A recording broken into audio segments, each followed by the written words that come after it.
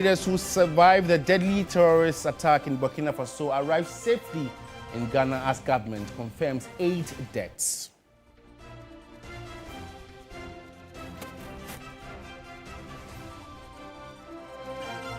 Meanwhile, minority demands urgent parliamentary briefing over killing of Ghanaians in Burkina Faso.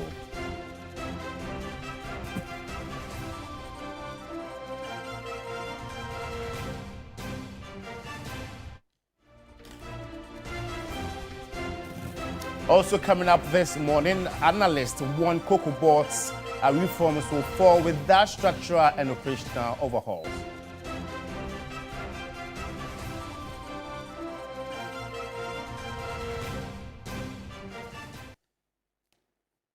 Well, we have details of these stories and many more coming up in the next 20 minutes. If you spend your time with me, you can also get interactive with us. We are live on Facebook as TV3 Ghana. Let's begin from here. 7 Ghanaian tomato traders who survived the deadly terrorist attack in Burkina Faso have arrived safely in Ghana. The female survivors were escorted by Burkina-based security to the Ghanaian border in Paga, where they were received by the Upper East Regional Security Council. 2 others who were critically injured have been airlifted to Accra for further medical attention. And Upper East Regional correspondent Castro Signala reports the victims are traumatized.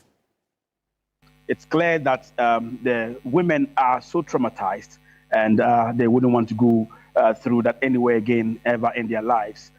We also get the impression from them that it wasn't an easy journey, and they can only be thankful that they have arrived and are in fact on the soil, or Ghanaian soil, and safely back home once more. They were looking devastated. They could not even talk. None of them could speak. Some of them at a point were even shedding tears. First of all, for the fact that God spared their lives and they are back home. And secondly, because most likely they were having a replay of the attack in their minds as they sat at the Paga border, to meet the government delegation. They also looked very tired, very distressed, as in people who have been rescued from a very difficult situation. The regional minister did not mince words in the arrangements, government, and by extension, the Ghana Armed Forces will be making to make sure that the survivors are comfortable. First of all, even at the border where they were met or received, the Ghana Armed Forces had put in place an ambulance services and also brought in some counselors and some chaplains who were to engage with the victims, get into their minds and help them to regain their stable mind. We need some bit of counseling. And so after our short interaction here, I want to have some short period or some, let's say some limited time, maybe 30 minutes to an hour, at an area where the chaplains and the psychologists will be given the opportunity to interact with them and see how we can bring things back to normal. And in more news this morning, the government of Ghana says 8 Ghanaians have so far been killed in the recent jihadist attack on February 14 in Titawa in the northern province of Burkina Faso. According to the Ministry of Foreign Affairs, initially, 7 members of the Ghana National Tomatoes Traders and Transporters Association who were engaged in lawful trading activities in Titawa area were attacked and killed by the terrorists. And the latest victim, also a member of the association, was one of 4 compatriots who sustained serious injuries and were receiving medical treatment before succumbing.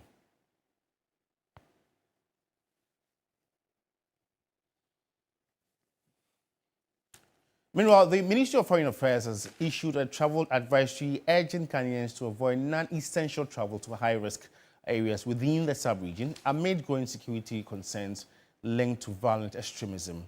In a statement outlining new guidelines for travel to areas of concern, the ministry said Ghana's embassies and high commissions in selected jurisdictions have been placed on high consular alert to ensure the safety of citizens abroad. The government of Ghana wishes to advise Ghanaians who intend to embark on essential travels to areas of concern to first contact the Ministry of Foreign Affairs or embassies for necessary guidance, the statement noted. This follows the tragedy that befell tomato traders in Burkina Faso, while 8 lives were lost in a terrorist attack with others injured. For Ghanaians already living in jurisdictions where violent extremist attacks have been recorded, the ministry recommended restricted movement and maintaining regular communication with Ghanaian missions. Citizens have also been encouraged to provide emergency contact details and ensure that identification documents are accessible at all times to facilitate consular support when needed. The government assured the public that it is closely monitoring developments and remains in contact with relevant authorities to safeguard the welfare of Ghanaians abroad. The ministry also urged citizens in distress or those who required urgent consular assistance to contact the Ministry of Foreign Affairs.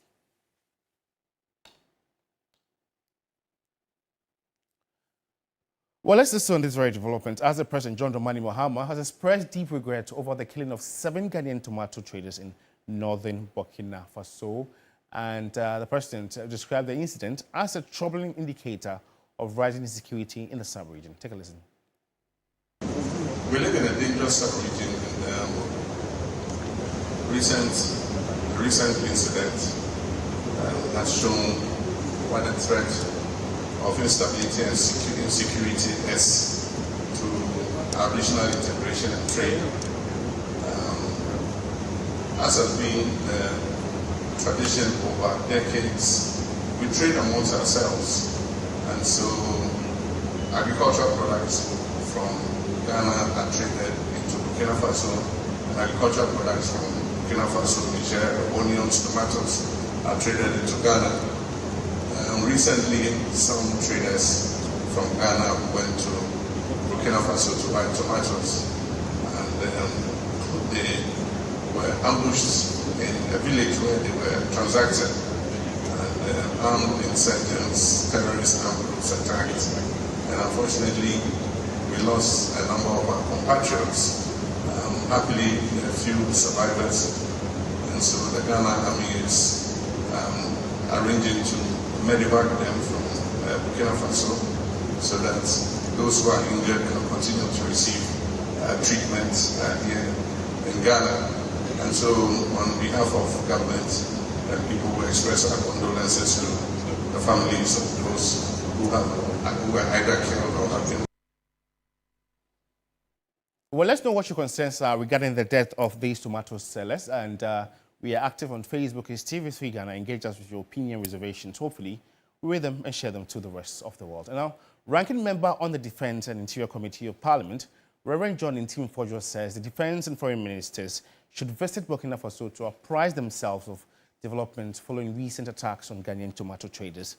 According to him, a direct engagement between Ghana's defense minister and his counterpart in Burkina Faso would help establish the true circumstances surrounding the incident. For decades, Burkina Faso has been a major source of tomatoes for Ghana, especially during the lean season.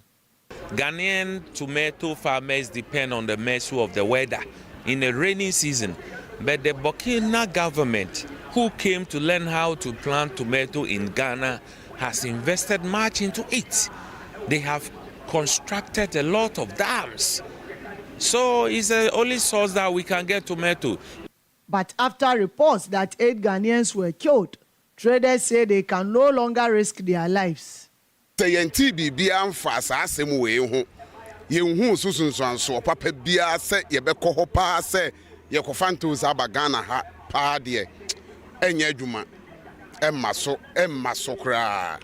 they are stopping young crop for the same obianko until Sabai ye papa bekasa.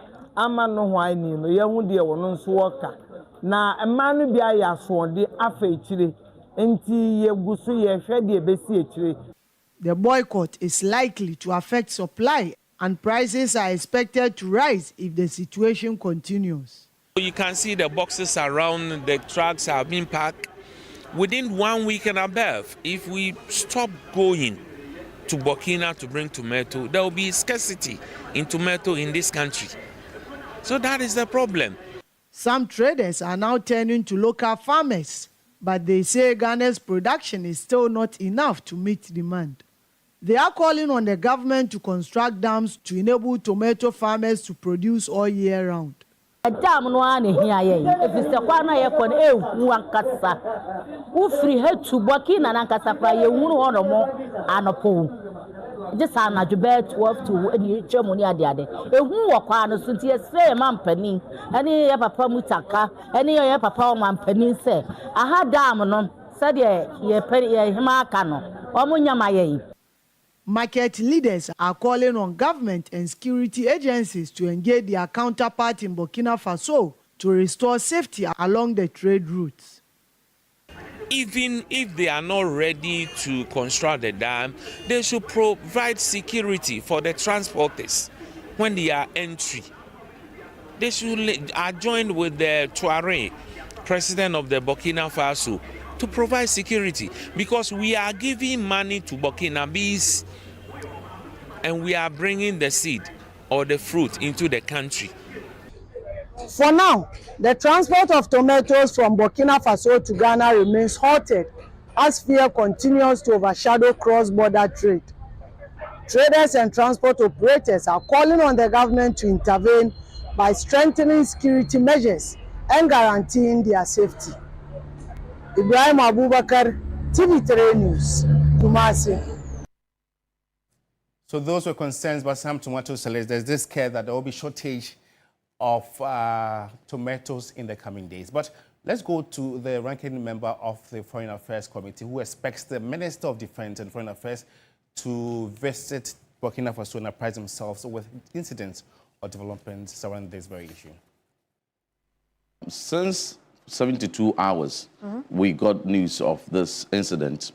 My expectation is that the Ministry for Defense, the Minister for Defense or responsible for defense, and the Minister for Foreign Affairs should be able to make a trip to Burkina Faso to be able to ascertain the facts beyond the reports that the Minister for Interior has put out. Our expectation is that they ought to pay a visit, a high-level visit, particularly between the Minister for Defense in Ghana and counterparts in Burkina Faso to ascertain the actual circumstances that led to the killing, and further to that, certain concrete arrangement put in place to ensure the safety of Ghanaians who travel to Burkina Faso. We also, the whole country needs to be apprised on what exactly happened and details of how the government is handling it. 72 hours since the incident, apart from the very brief statement that was put out by the Minister for Interior with additional responsibility for national security, we haven't heard from the Minister for Foreign Affairs, we haven't heard from the Minister for Defense. These two ministers are the ministers whose jurisdiction much relates to this incident and ought to be briefing Ghanaians and ought to be engaging the citizens and how the things are unfolding, what happened, and the measures to be put in place to ensure, to guarantee the safety of our Ghanaian citizens going forward. And that brings us to the concerns we've been raising. There's a major defense leadership failure because we have a lot of intelligence and within the security architecture of this country, it is for a reason that constitutionally, Minister for Defense substantively is expected to be appointed. For 7 months, we haven't had a substantive Minister for Defense. And so for 7 months, there's an acting minister who at the moment is engaged and deeply, engaged in cocoa financing and its challenges and making announcements, slashing, cocoa prices. So he will have very little time to fully provide leadership for the Ministry of Defense to coordinate intelligence between the counterparts in Burkina Faso and those who are here, and to be able to fashion out a coordination mechanism that will ensure the safety of traders that are applying their trade there. Lessons from all those circumstances when they are back will guide in putting in place the broader mechanisms that will ensure that any trader traveling out of Ghana will. And our President John Dramani Mahama has emphasized the need for farmer-centered policies in Ghana's cocoa sector, drawing on his personal experience as a cocoa farmer to illustrate the tangible impact of government pricing decisions. He was speaking at the Made in Ghana Tree Crops Investment Summit and Exhibition. The president's remarks follow the controversial reforms of the cocoa economy, where the farm gate price was slashed from 3,625 to 2,587 per bag to align with a volatile international market. Ghana, the world's second largest cocoa producer after Cote d'Ivoire, relies heavily on cocoa as a major foreign exchange earner and source of livelihoods for more than 800,000 farm households. Recent developments in the cocoa sector have included sharp fluctuations in global prices, which surged historic highs of over $10,000 per ton in 2024 before declining significantly due to improved production forecast and market corrections. These shifts have created uncertainty for producers and policymakers alike. The president emphasized that government decision on cocoa pricing and sector reforms must reflect realities faced by farmers whose incomes depend heavily on producer price adjustments announced annually by the Ghana Cocoa Board. We collateralize the beans and they give us money to buy the cocoa and export. So because of that, we cannot even allocate enough of the beans to our local processors.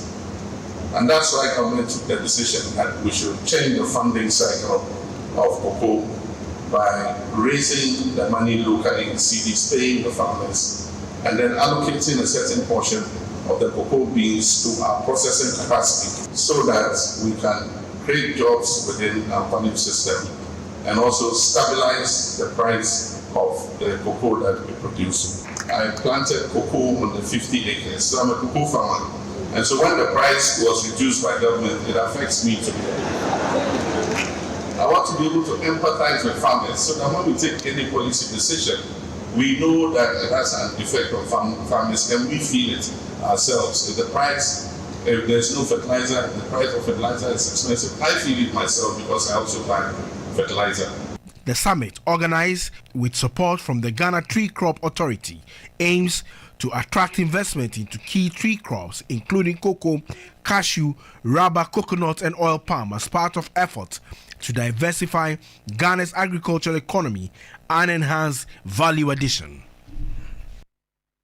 And now, industry analysts have issued a stark warning regarding the government's newly unveiled cocoa sector reforms, stating that they are destined to fail unless the structural and operational efficiencies at Cocoa Board addressed first. According to senior fellow at the Africa Policy Lens, that the board has been plagued by what he describes as Ghanaian state-owned enterprise disease, a systematic issue that requires more than just salary cuts to resolve the issue.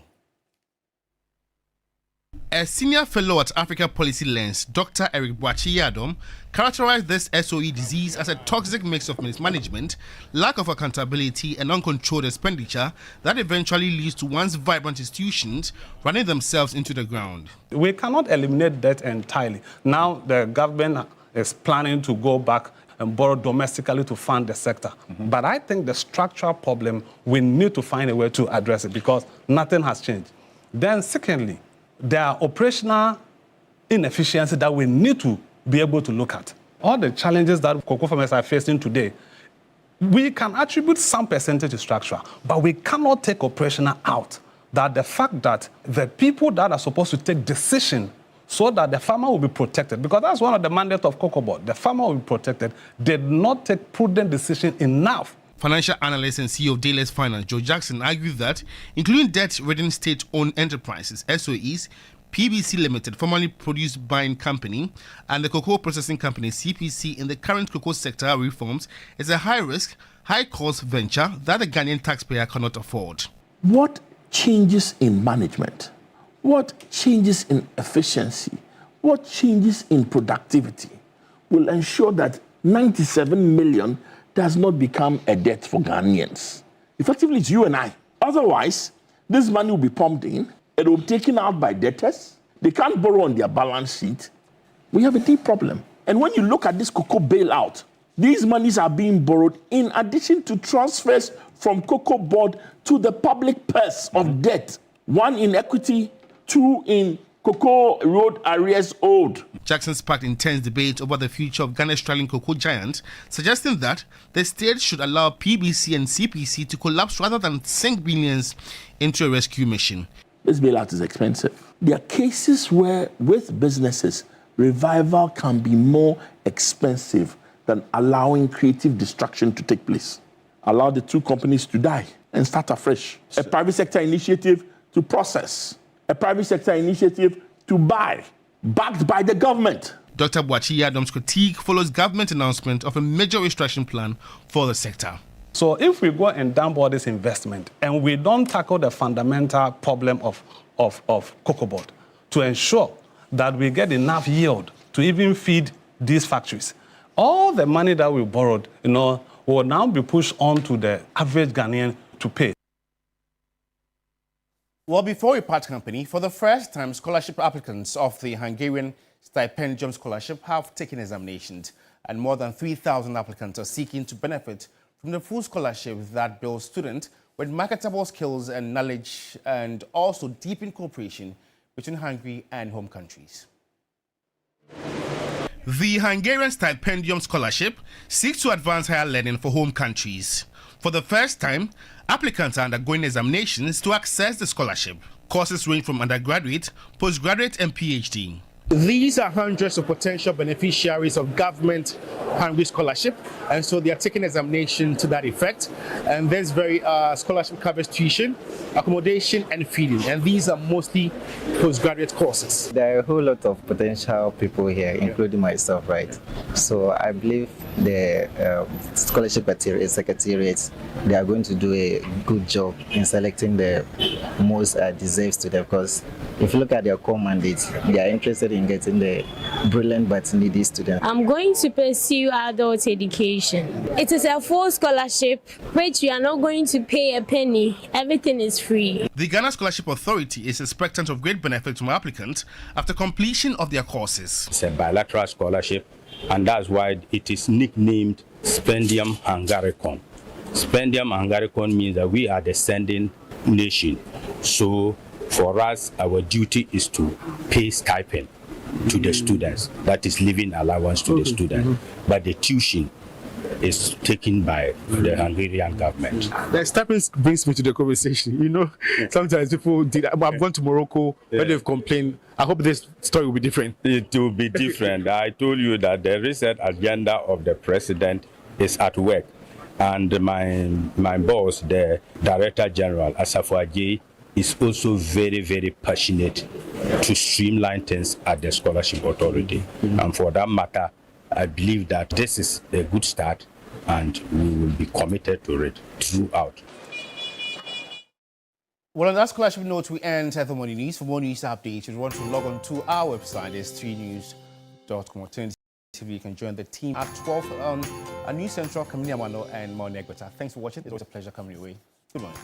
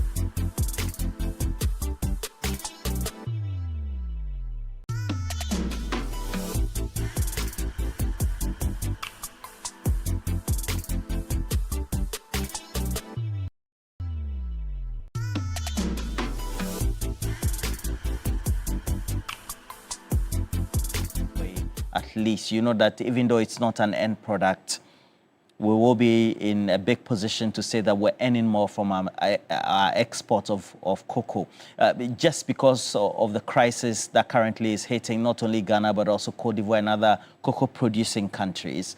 But as it is it the best solution we can offer or prefer?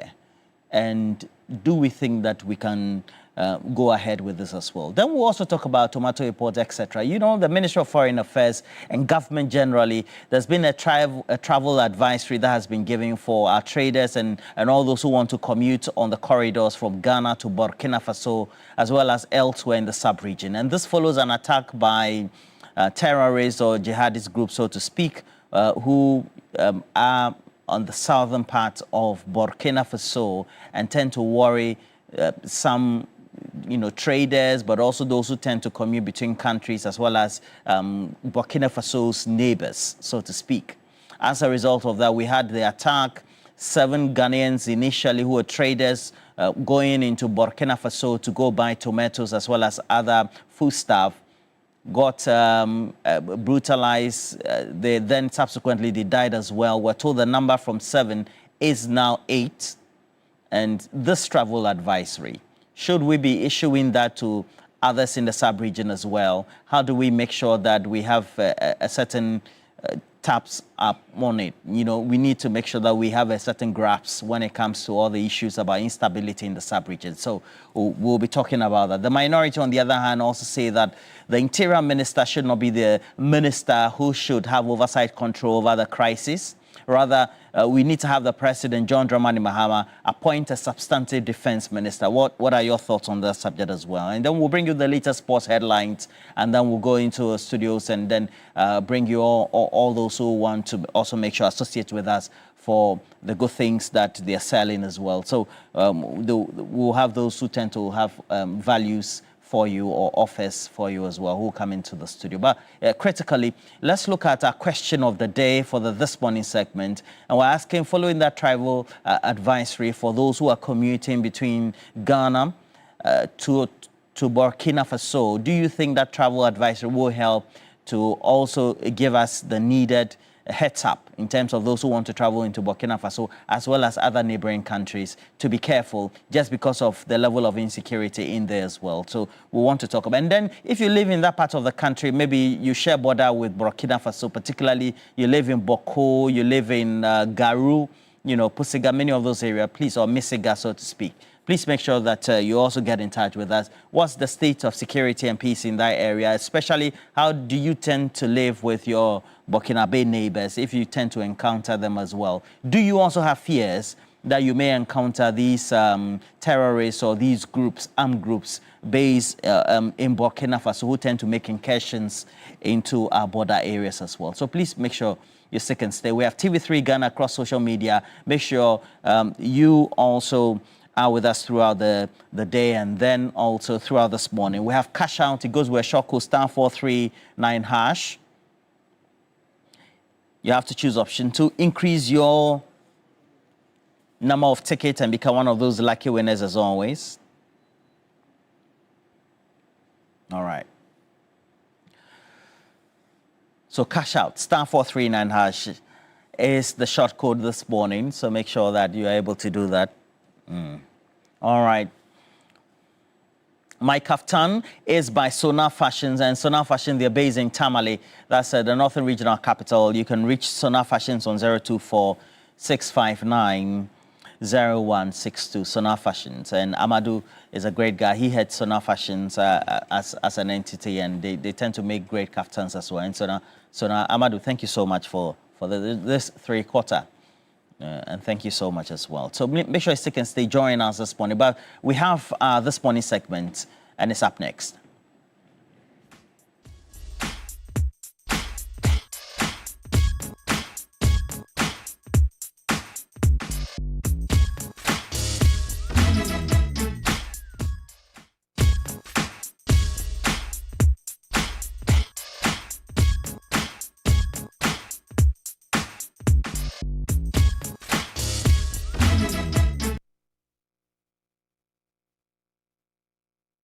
All right, so for this morning segment, we want to have a comprehensive discussion on a subject, and it's about a travel advisory that has been issued by the Ministry of Foreign Affairs, and subsequently, we know that the Minister of Foreign Affairs is heading that alongside his deputy, Samuel Okudzeto-Ablakwa, the Minister for Foreign Affairs, as well as Jachi Kwesen, who is the Deputy Foreign Affairs Minister as well, both members of Parliament.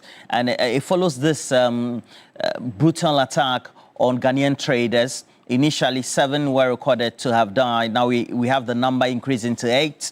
As a result of that, we have an update on the terrorist attacks that have been experienced from over the weekend. And subsequently, we also know that this travel advisory is to ensure that all those of Ghanaian origin or of Burkina Faso or any other West African country or region who would want to transition or commute to Burkina Faso or vice versa, you need to be careful with this as well. So the government of the Republic of Ghana just in that statement regrets the recent jihadist attack on the 14th of February. That's when it was experienced.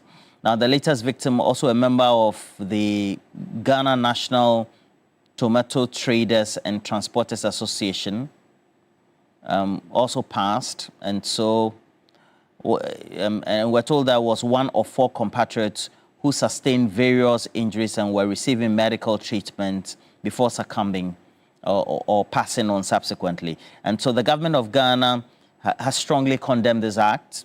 They follow through, not only describing it as horror and despicable, but also give a travel advisory. And it says that on the instructions of the President of the Republic of Ghana, President John Dramani Mahama, and with competent medical consultations, the government of Ghana has decided to immediately conduct medical evacuation by air of all Ghanaian victims in the Burkina Faso area. The victims are expected in Ghana, and I'm sure by the close of yesterday or today, they should be in. The Ghana Air Force is carrying out this medevac, so they're already in town or in country. And Ghana's ambassador to Burkina Faso, as well as the staff of Ghana's embassy there, are actively seized with the subject matter, maintaining direct contact with injured Ghanaians following this. And you can find that on your shots or on the screens as well. And, you know, the most important thing is that they are also cautioning, that's through this advisory, cautioning Ghanaians who would want to commute, etc., as well as Ghanaians already living in such jurisdictions which are of concern and where violent extremism attacks have been recorded, that there is a recommendation for the movement of such people. It will be restricted, and that one needs to maintain regular communication with Ghana's embassies. And so whether it's Burkina Faso, it's in some parts of Togo, Mali, Niger, all those places, you make sure that you maintain close contact with Ghana's embassy in those countries as well, so that you'll be very safe. Now, here in the studio, we want to have a comprehensive interaction with her. What do you make of it as a loyal viewer?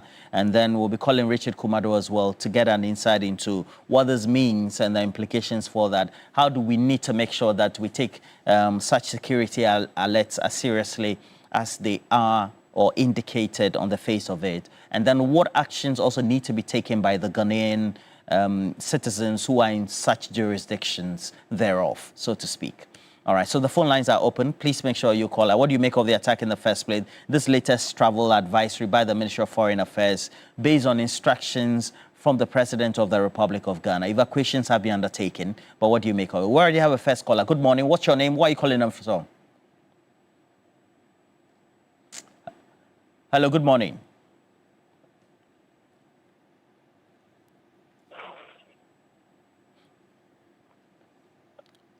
Good morning. Good morning. Yes, please.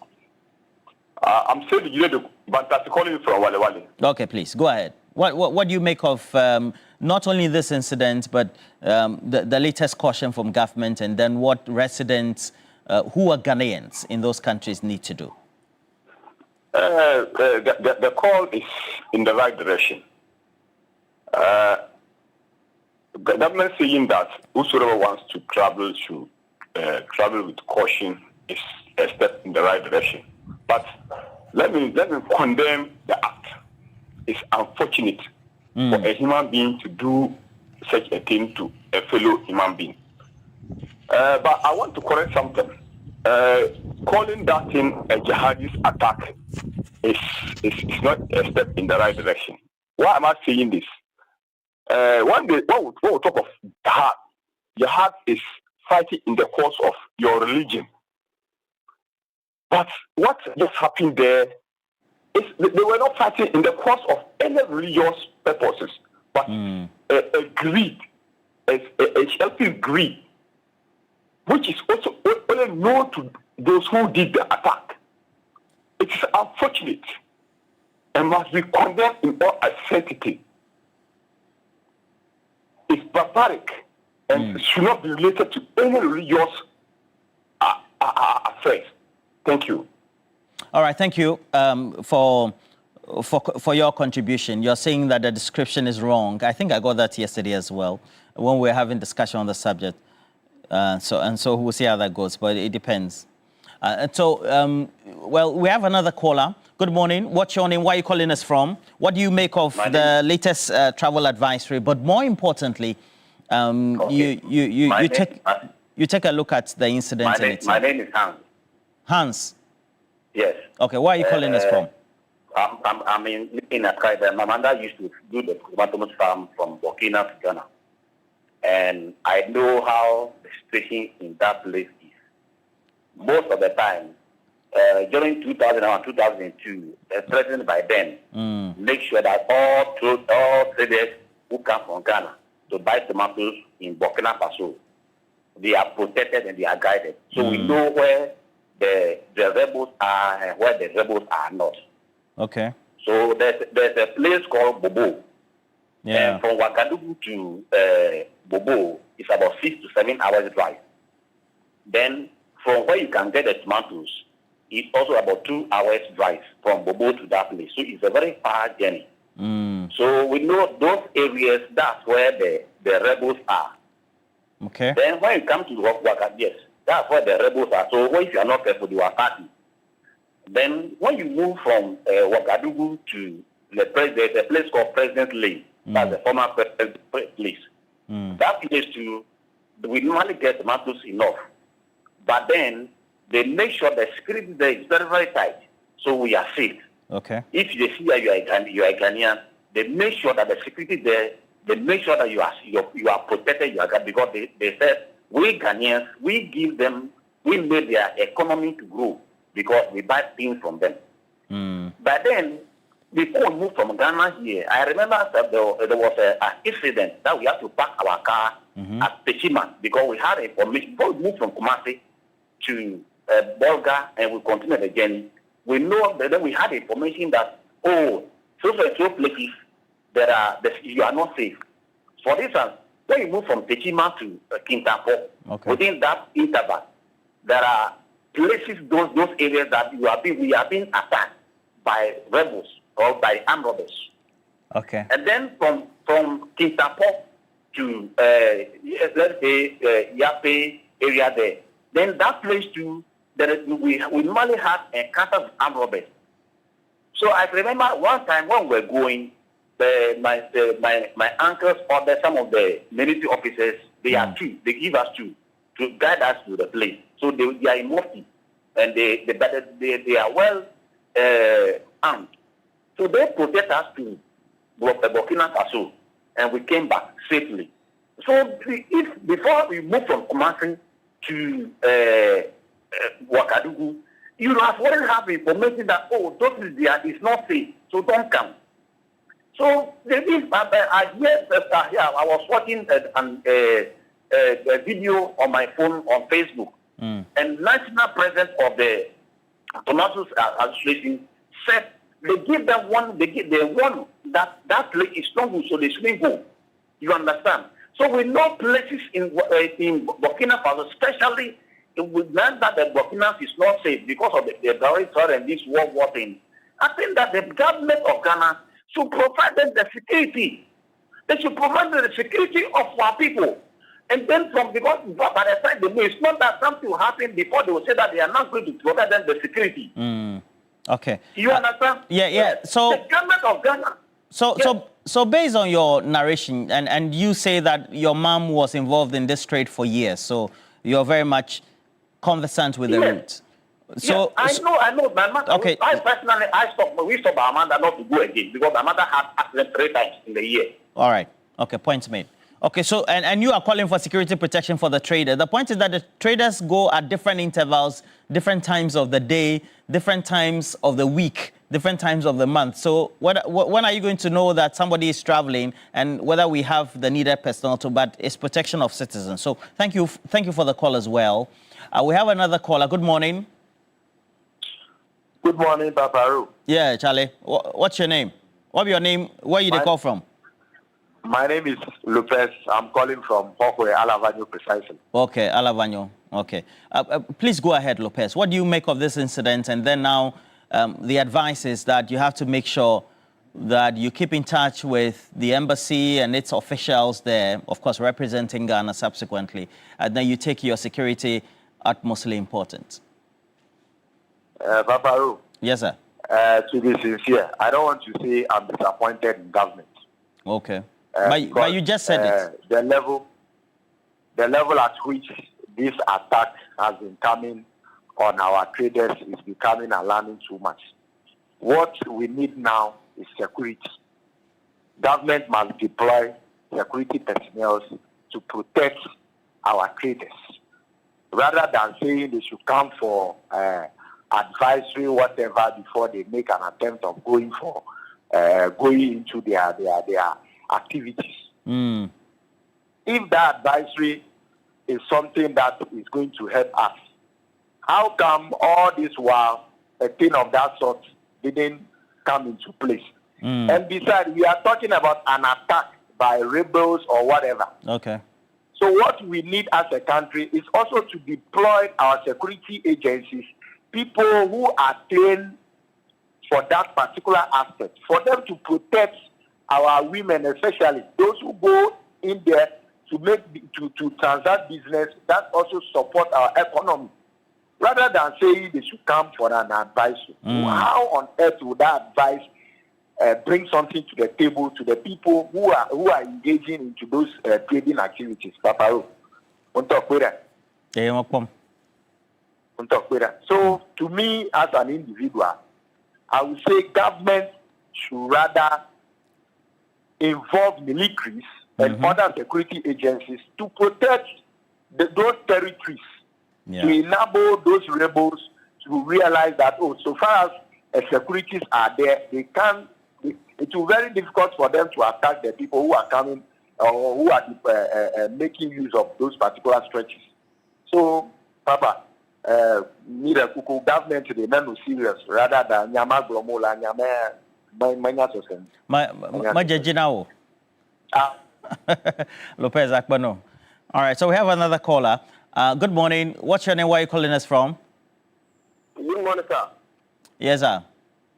Thank you very much for the opportunity given me. This is Yaya calling you from Tema Central. Charlie, Yaya, what do you make of the Burkina Faso Ghana route? Very terrible route. Now the rebels have heightened their attacks. 8 of our compatriots have lost their lives. Others are injured. We are being told to be careful. It's not easy. I want to appeal to our leaders in our country here.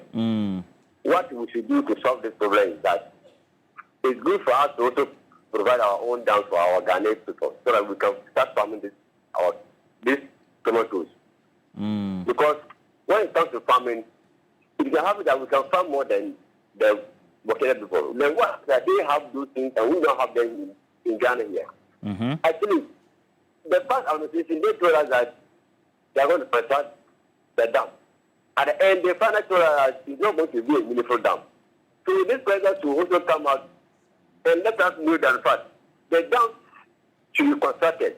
Maybe we can start it from 2 regions and complete it this year or 2 years down. Another year, another 2 regions, But by the time 8 years, maybe all the sister region will get beautiful down.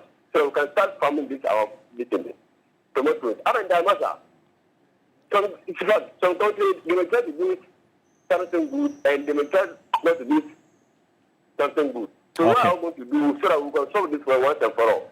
So let us come out with our mind so that government will sit down and ask opinion leaders so that they will show us way to go. Other than that, we can continue be killing this way. All right. And then let me extend to my honorable Harvard and then my Central MP, Professor Harold Mamotidu, and FK, and all the students that have a nice day. All right, thank you very much. All right, we have Alhaji. Alhaji, good morning. Is it the regular Alhaji? Yes. Oh, Alhaji Bino Yoruba Shele. Rula. Jasaba. Nah. Nah.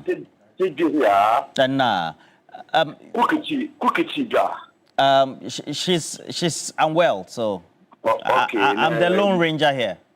Nah, it is, and my friend, my best friend, Johnny Hughes. It's on radio.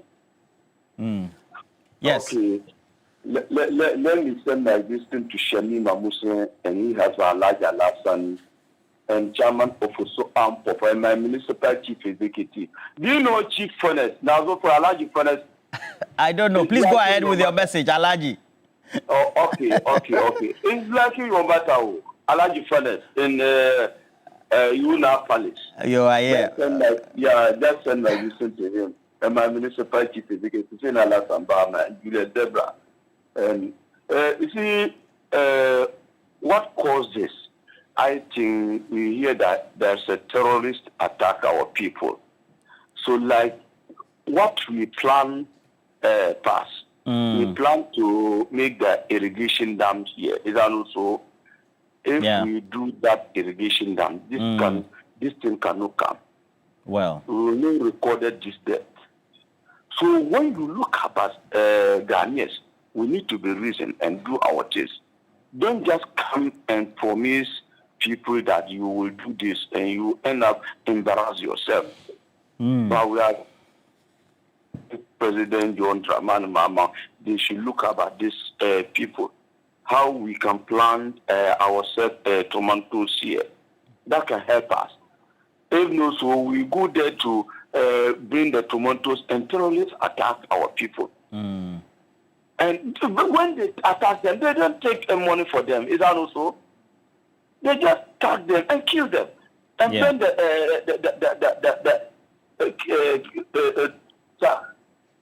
what kind of people we have in the world? So we need to be reasoned and do our things. So each and any time, and we have been recording this, we pay people in this country. So let's look and find good solution for our problem in this country. Okay. And so we'll keep on complaining. We don't want this kind of complaining. Foreign Minister, Honorable Samoloku Yeto Ablakwa, and the Deputy Honorable Jaji Christian, they should do something to protect things in this country. So let's keep on paying. Thank you. Thank you very much. Alhaji Bino Yoruba Shele. Thank you so much. All right. We have another caller. Good morning. Thank you for joining us. What's your name? Where are you calling us from? Hello, good morning. Yeah, good morning, sir. What's your name? Please, my name is Kamal, calling from Tamale. Tamale. Great. Please go ahead. Hello. Go ahead. Okay. Make your contribution known. Okay, please. With this incident, we need a short time and then long time solution for this. Okay. The short term solution is that the tomato buyers, they need a security for now, so that the security will transport them from the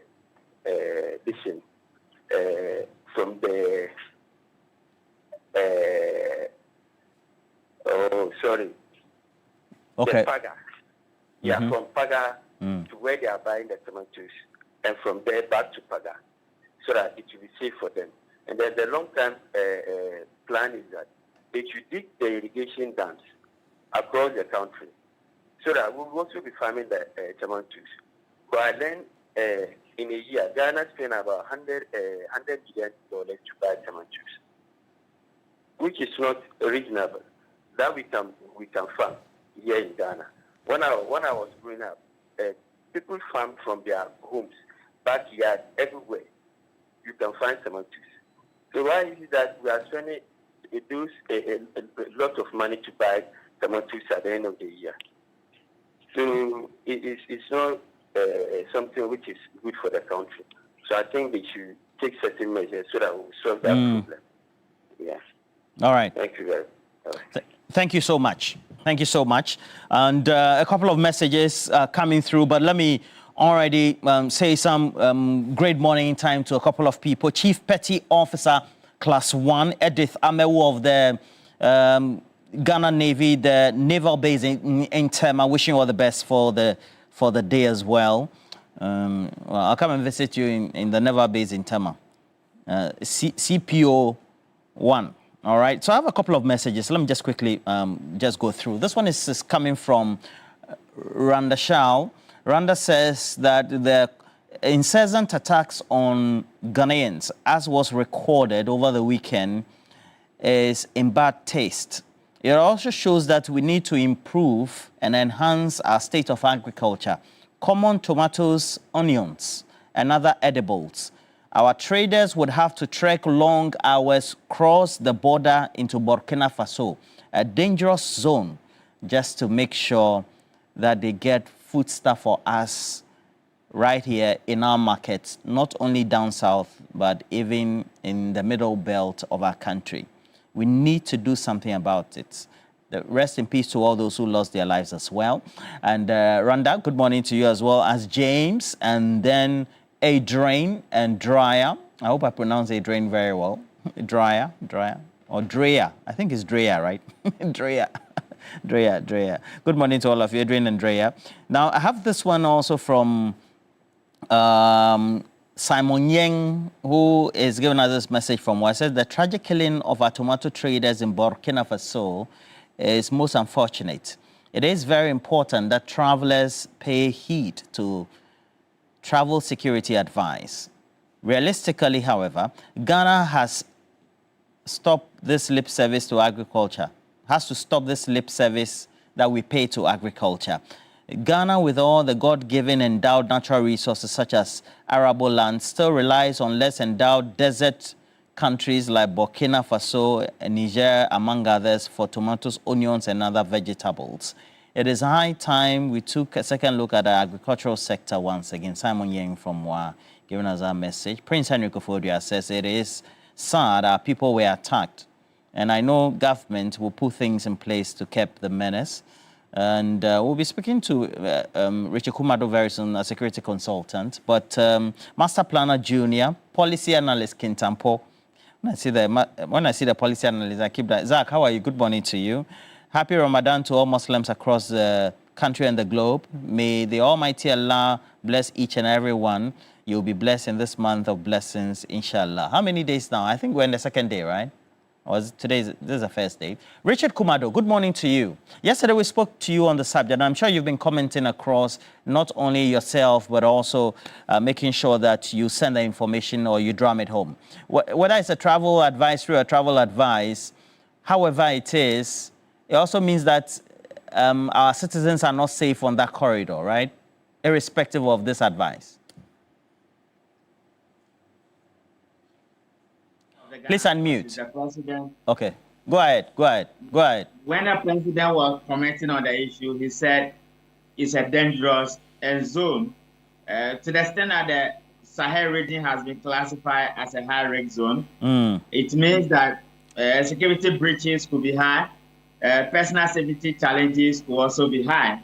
And it's just proper that when you are traveling to those particular zones, Burkina Faso, Mali, Niger, and all other zones across the group that will be classified as a high-risk zone, you will take a travel risk assessment advisory very seriously.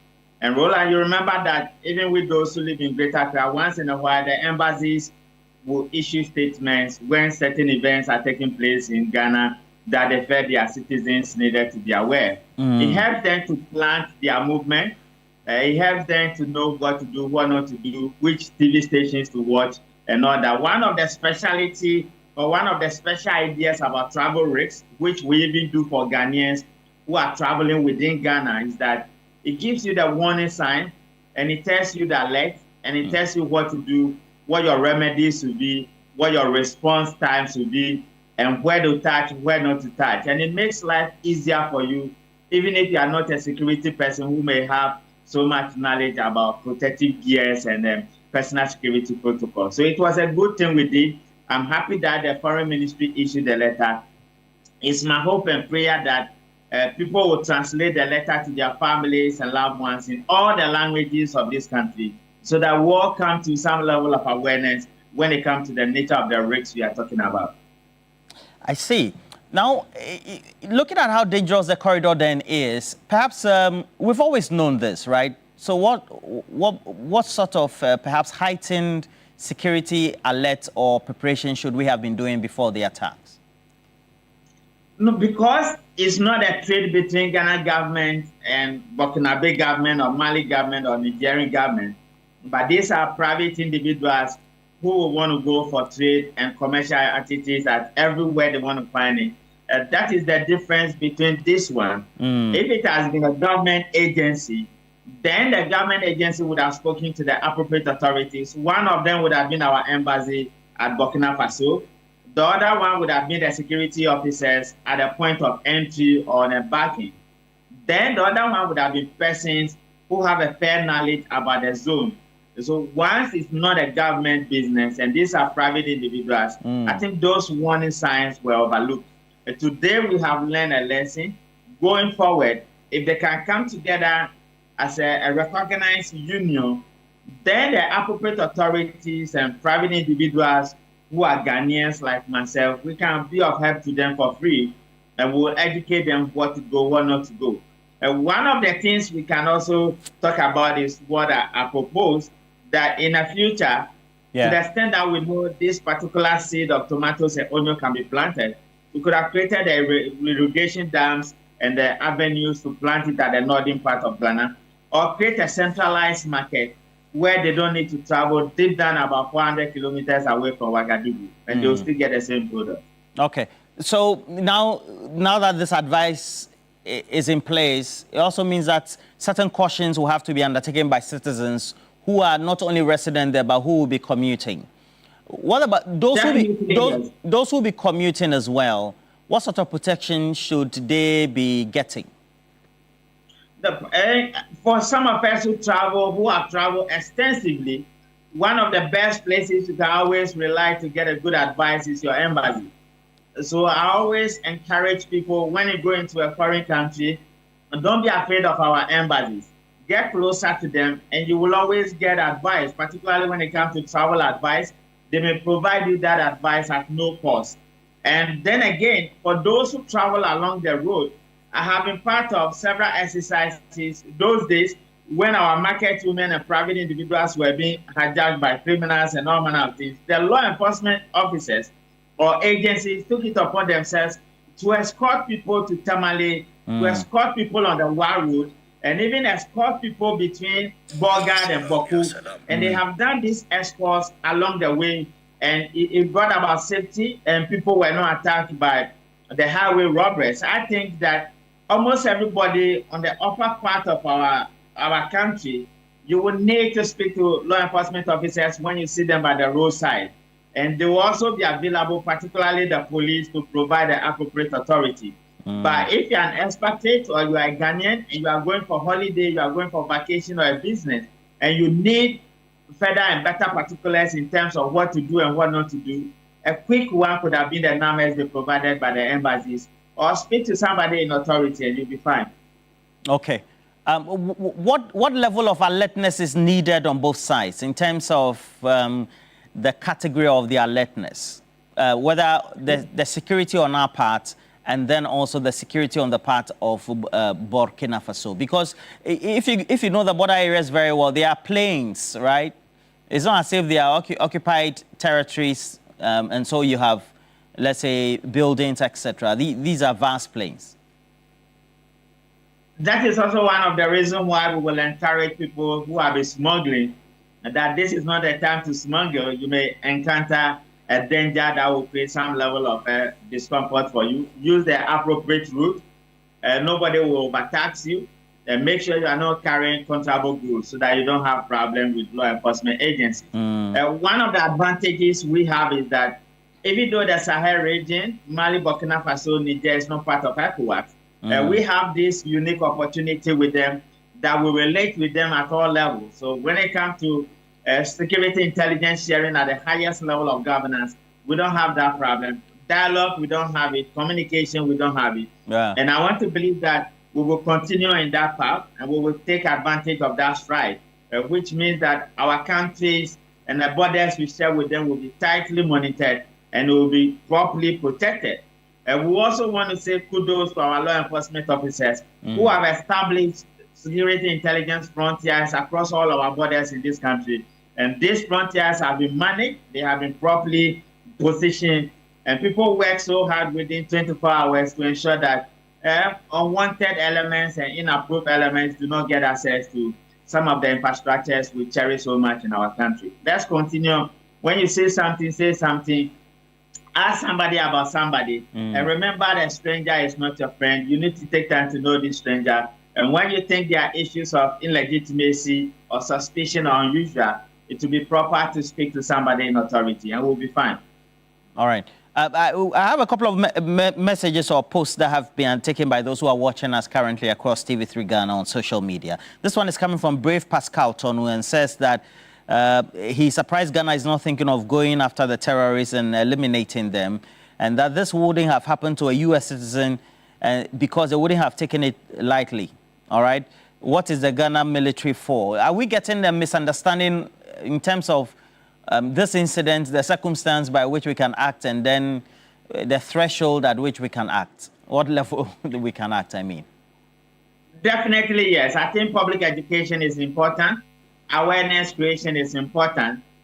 Sometimes people compare our country to all manner of countries. If you have traveled and lived in some of these countries they compare our country to, you would have realized that we have top-level, top-notch, great people who are into security management in this country, and they have done so much work to protect our citizens. In the U.S., he's talking about no U.S. citizen will be allowed to travel 400 kilometers down to closer to where the terrorists are.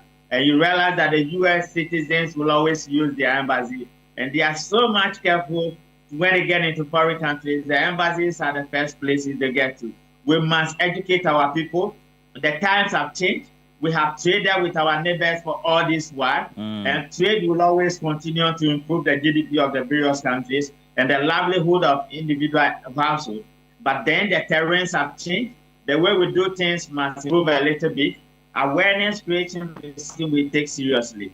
Until that is done, we will continue to have some of these difficulties. But I want to believe that the lessons learned should go forward. Because, Roland, guess what? I do travel risks regularly. For even Ghanaians who want to travel within Ghana. If I'm the one to advise my mothers and my aunties who want to travel 400 kilometers away from Ouagadougou, I wouldn't do it. I would have called the embassy and said that, no, we should not allow this, and they will not do it. So, yeah, we have overlooked some of these things. Let's take it from there. We are talking about Burkina Faso. You are not allowed, and you will not be allowed to send your paratroopers and your commandos and your battalions into Burkina Faso. If you ask Burkina Faso to come in there, if you watch what happened, just after the issue broke out and the alert was received, the response time of the military from Burkina Faso is commendable. They got in there, they do what they have to do as people at war with terrorists, defending their national sovereignty, and that is exactly what they did. And if you ask them to provide security to all travelers within their country, they are going to do two things. They will create what we call a permissible environment, and anything they cannot protect, they will not allow. Anything they cannot control, they will not allow. And it is the standard procedure all over the world, because this is a country at war with terrorist groups, and that is the public education I want to bring to this conversation. I see.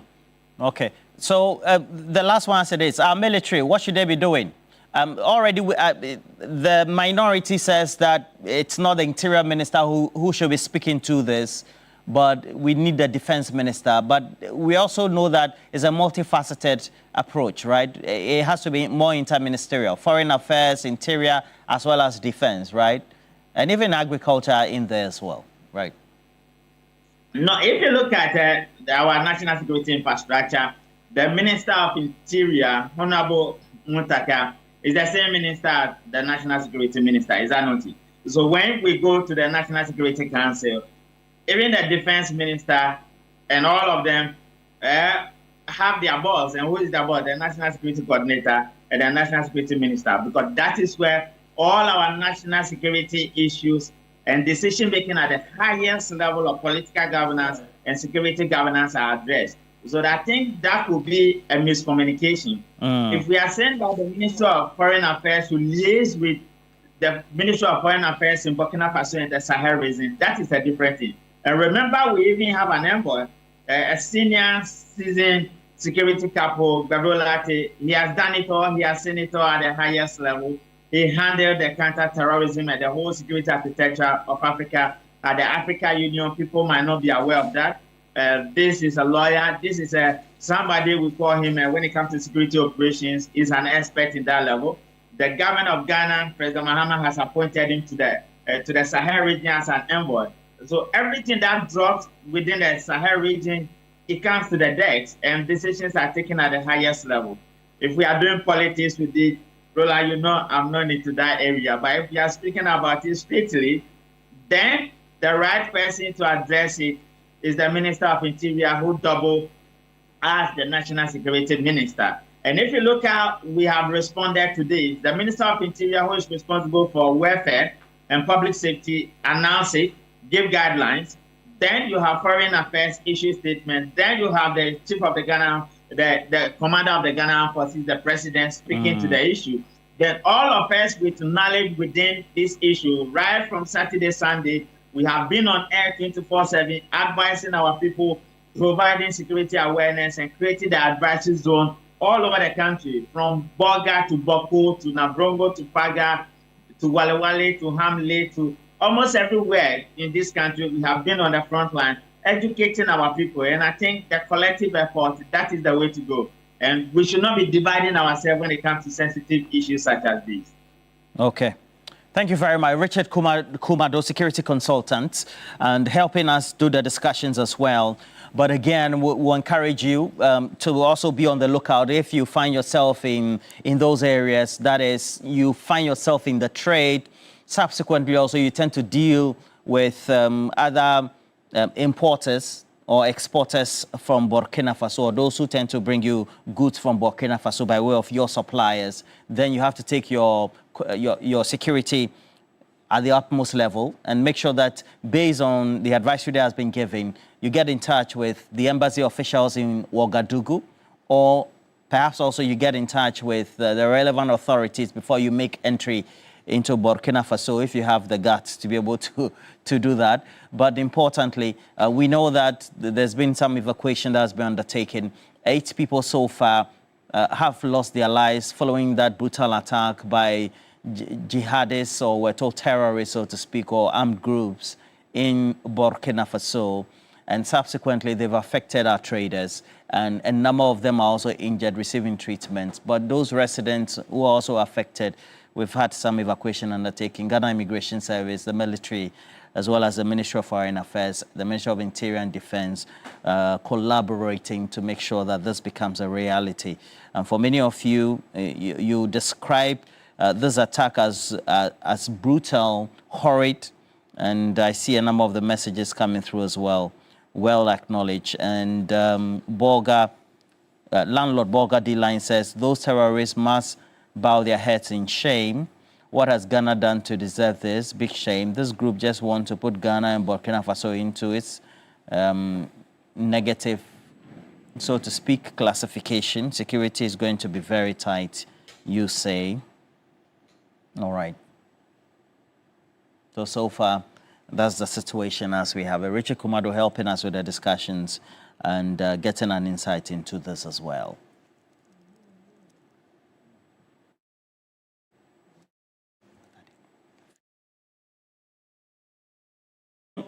So let's take you through the travel advisory or advice that has been issued by the Ministry of Foreign Affairs.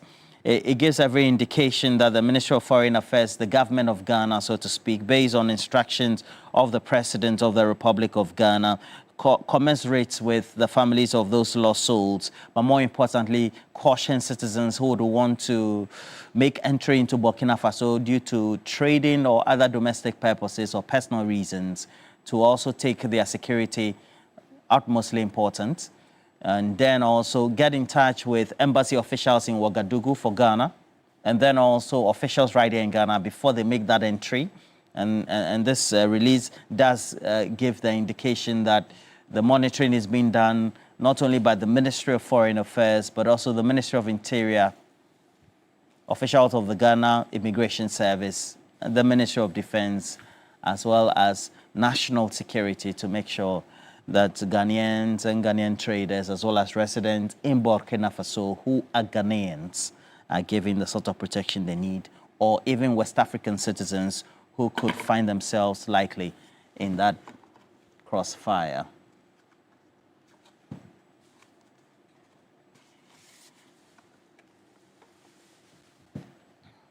Let's also tell you that 2026 is the year to travel, to explore, and also to experience more.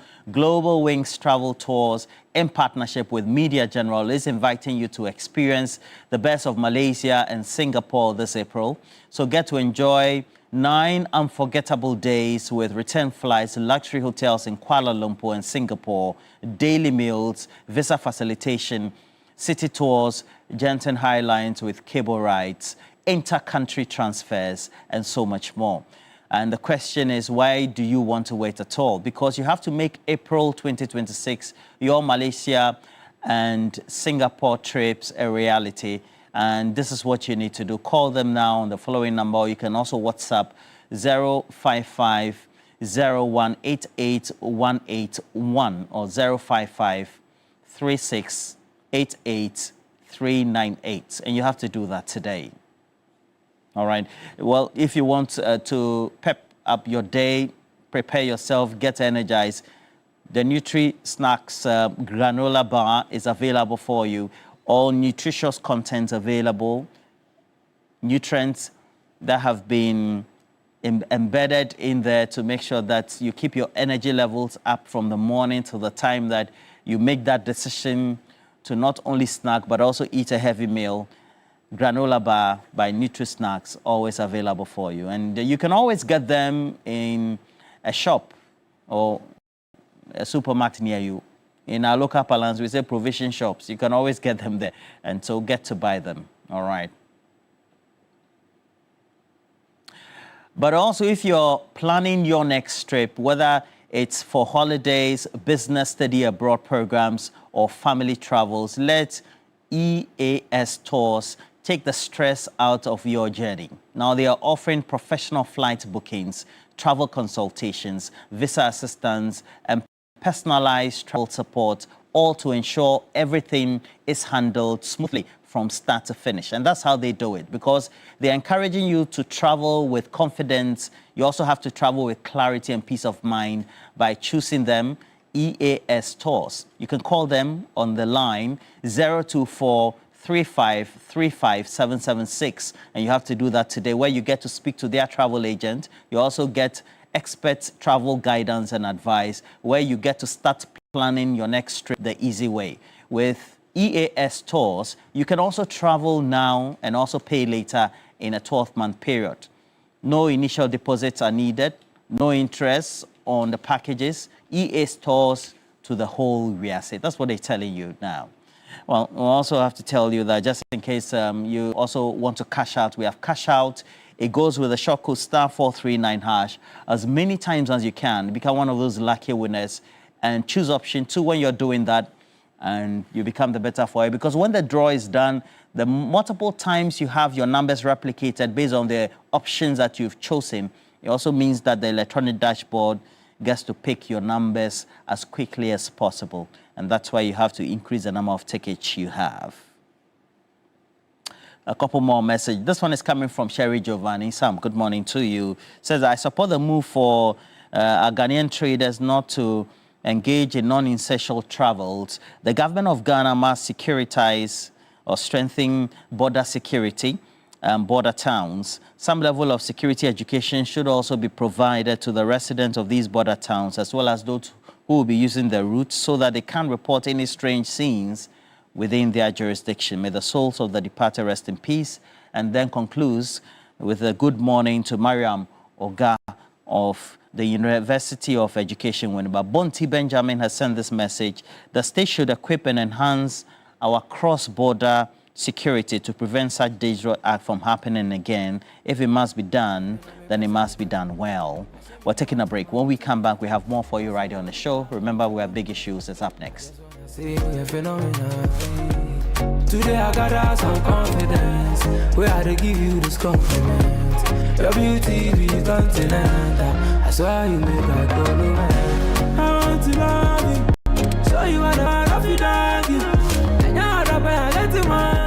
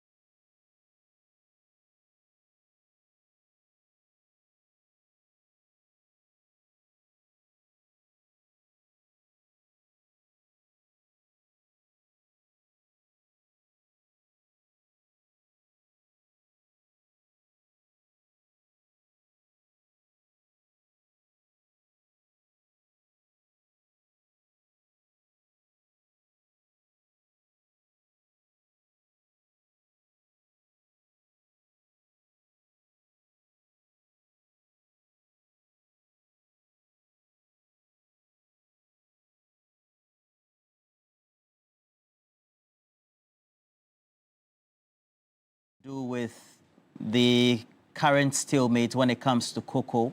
And we know that, well, Côte d'Ivoire also is in the mix in there. But at the end of the day, the president had said by way of a policy direction, we will be processing our cocoa beans. And the question we're asking this morning, really, is that the solution? If that is partly or, well, largely the solution, what then needs to be done? Because at the end of the day, there needs to be production. Once there's production, there needs to be off-taking of the product, etc. And you off-take from the farmers. And the farmers say you need to pay them. All right. But critically also, we'll also be taking a look at all that has happened when it comes to the travel advisory that has already been issued by the Ministry of Foreign Affairs. It's also in relation to all that has happened to a number of Ghanaians. Initially 7 had passed on. Now the number increased by 1 to 8. So we have some 3 or 4 others also injured. Evacuations have been undertaken.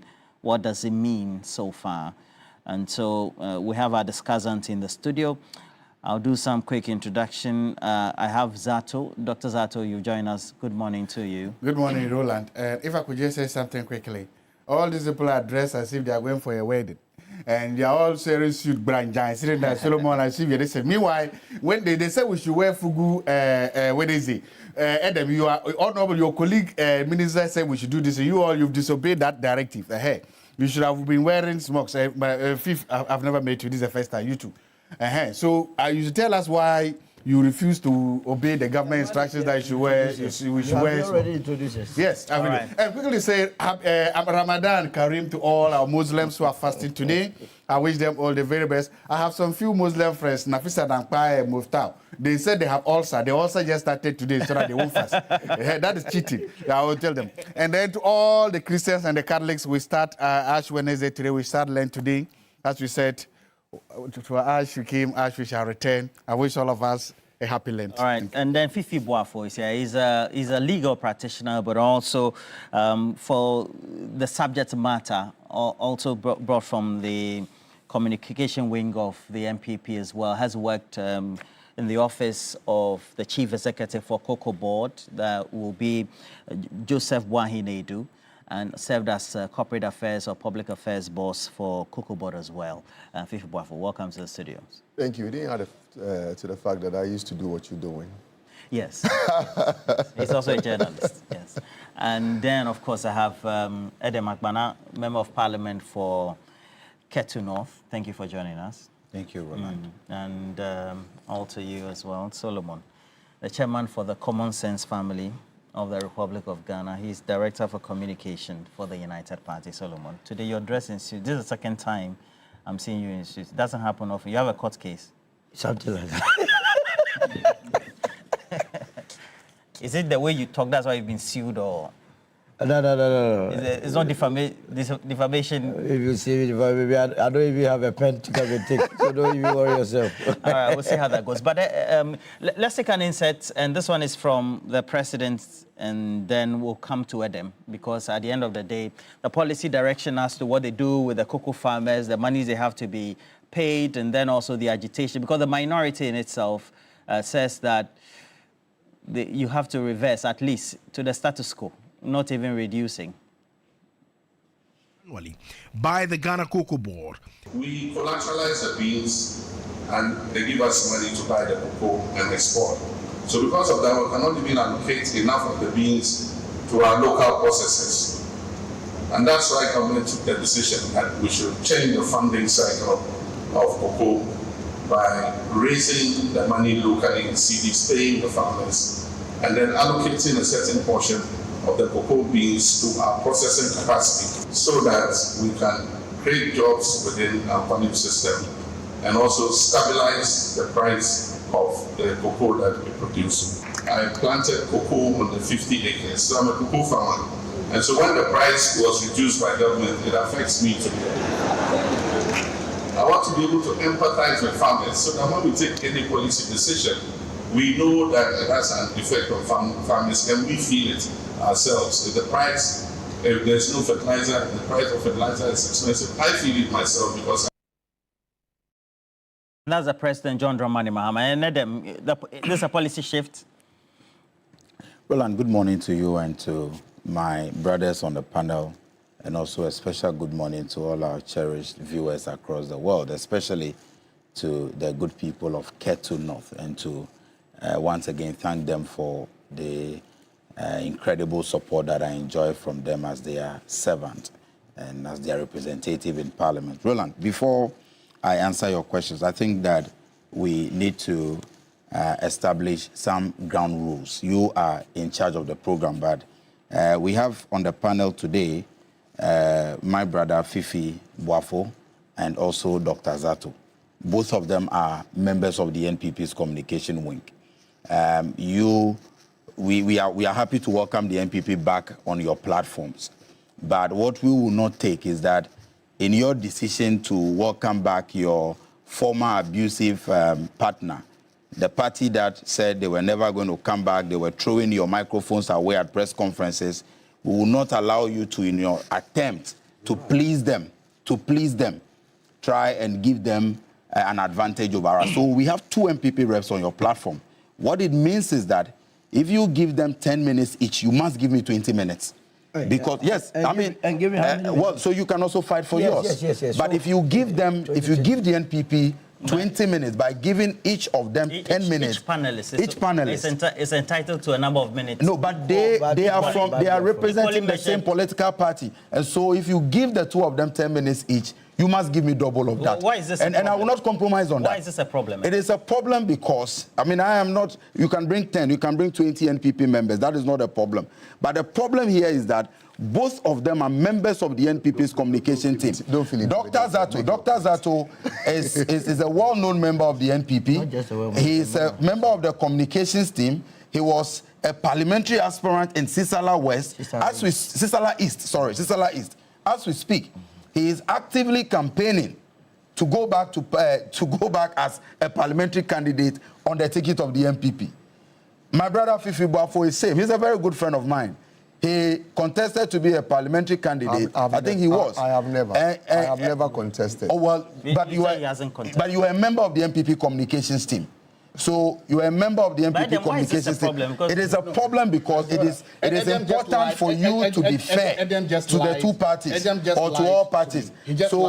So why are you not Sisala East? I am not a member of the NPP communications team. That's a lie. But you're a member of the NPP. I am not a member of the NPP communications team. But you're a member of the NPP. Well, that's a lie. I'm not a member of the NPP communications team. That's a lie. Roland, let's assume that is a lie. The point is that both of them are members of the NPP. So if you give them 10 minutes each, you must give me 20 minutes. And I will not compromise on that. We need to establish that before we move on. Roland, I wish to say something. Okay. 30 seconds. I find it not right. The kind of instructions Adam sought to give you as the host of the program. And I'm saying this as a journalist and someone who has done this job. You are in charge of this show. You determine the rules of this show. So for a panelist to come on the show and say that we will not allow you to do that, really? What capacity do you have? It's my time. Can I come in? To now determine the rules. Okay, so let him make for the host and the station. Yeah. Of course, if you have concerns, it is for you to raise the concerns, but it is not for you to detect what should happen. You do not own the station. You do not own the program. You are panelists like all of us. And it is for you to express concern, which is legitimate. But you don't determine the rules. And I think that you must respect the change. So Roland, with all due respect, I have also done media before. And as a panelist, I consider myself a key stakeholder in the success of the program. What I am demanding is only fairness. And I am demanding fairness. Yes, so I think that point must be made. And it is a point that it is not in any way trying to take control of the program away from you. But I'm saying that if the NDC is here, and I'm representing the NDC, Adam, can we move it means that, but we need to establish that point, and it must be made, that if you give them 20 minutes for the 2 of them, I am also entitled to the same 20 minutes because you are giving the party's representation. I'm not here because I am Edem Agbana. They are not here because they are individuals in their own right. We are here because my party sent me to represent them. And so if you give the MPP 20 minutes, you must give the NDC 20 minutes on your program. Just for point of clarity, yes, each individual is entitled to a time. It's not particularly apportioned. No, but then it means you are not being fair to the NDC. Why? Is it because after they abused you, threw your microphones away, they are back, you want to show them so much love and give them undue advantage? So are you encouraging that other parties should also treat you this way? No, we are entitled to equal measure. I understand the reservations but you've well established that. Exactly. And I'm saying that each member of the panel is entitled to equal time. And I am saying that if you do that, you are not being fair. You are not being fair to the party I represent. I understand. What your reservations are. Because the point is that, Roland, you know. Can you move ahead? Yeah, so Roland, you know, and I think the viewers deserve to know that Edem Agbana does not elect himself to be on Newday every Wednesday morning. Yeah. I am sent here by my political party. I am sent here as a member of the NDC. So if I come and I realize that you are not being fair to my party, I have every right to raise this issue and demand that if you give the MPP reps 20 minutes, give me 20 minutes. Right. So, Roland, no, you need to respond that you are giving me the 20 minutes or the equal time. No, then you are not being fair to my political party. What it means is that tomorrow, maybe Thursday or Friday, you should also be able to bring 2 NDC reps against 1 MPP rep, because we are. I understand the reservations you have, but I'm stating. I disagree with you that you will not give me the point, because if I have to rebut, I have to rebut both of them. You're not going to get a combined time of 50 We can negotiate a compromise position and do 15 minutes. Yes, I mean, I'm only demanding fairness. But you're not getting 20 minutes or a combined time of both. Roland, the issues around cocoa board and cocoa production and how we have handled this whole issue of purchasing of cocoa from our hard-working cocoa farmers who have significantly contributed to the economy of this country in many ways is one that demands national focused discussion, a solution-driven conversation. And I am happy that His Excellency President John Dramani Mahama has taken the lead in telling us the future of Ghana in relation to how cocoa beans will be purchased, whether they will be processed here or they will just be purchased and sold out there to the international market. So, Roland, President Mahama and the leadership of Cocoa Board, leadership of CMC must be commended. Roland, before we even answer the policy issue of the direction of Cocoa Board, it is important for us to give a certain history as to why we are where we are today and why there is this conversation and why we are even having this conversation.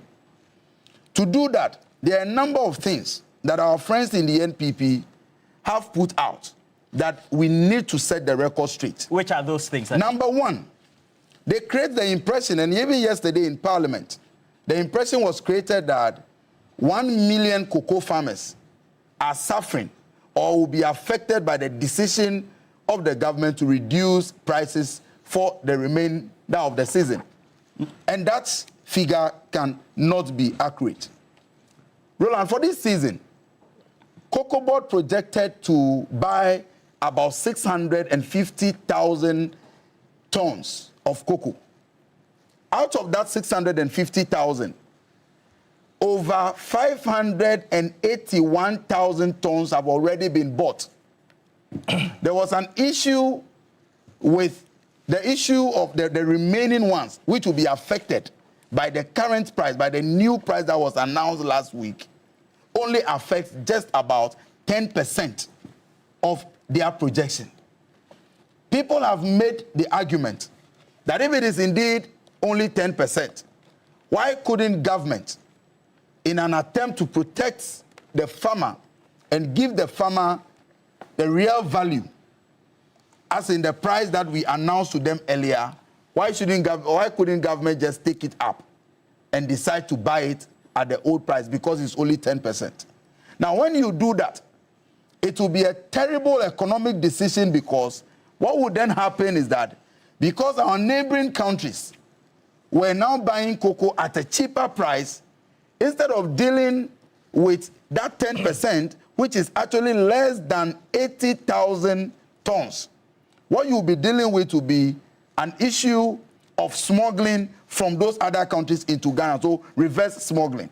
Because in the past, Cocoa Board has faced the issue of smuggling, such that Togo, Cote d'Ivoire, and neighboring countries became destination for most of our cocoa beans that were produced. Indeed, in 2024-2025 season, the Volta region and Oti region contributed only 97 tons to the national figure in terms of the cocoa that they sold to Cocoa Board. Only 97 tons. But because for the 2025-2026 season, the prices that Cocoa Board announced, and for which about 90% of the beans were purchased, was way higher than that of our neighboring countries, you had a situation where Volta and Oti regions now contributed about 2,500 tons. Why that leap in just a year, in just a season? Because the farmers got a price that was better than, so there was a disincentive. There was no incentive to now smuggle their cocoa beans into neighboring countries. So when, for the sake of that 10%, you decide to still pay a price that was unprofitable, that was unrealistic, what you do is that there are about 1 million tons that we are told is in Cote d'Ivoire and other countries around us that they are not buying. And yesterday I was watching a report by some international media about the same problem.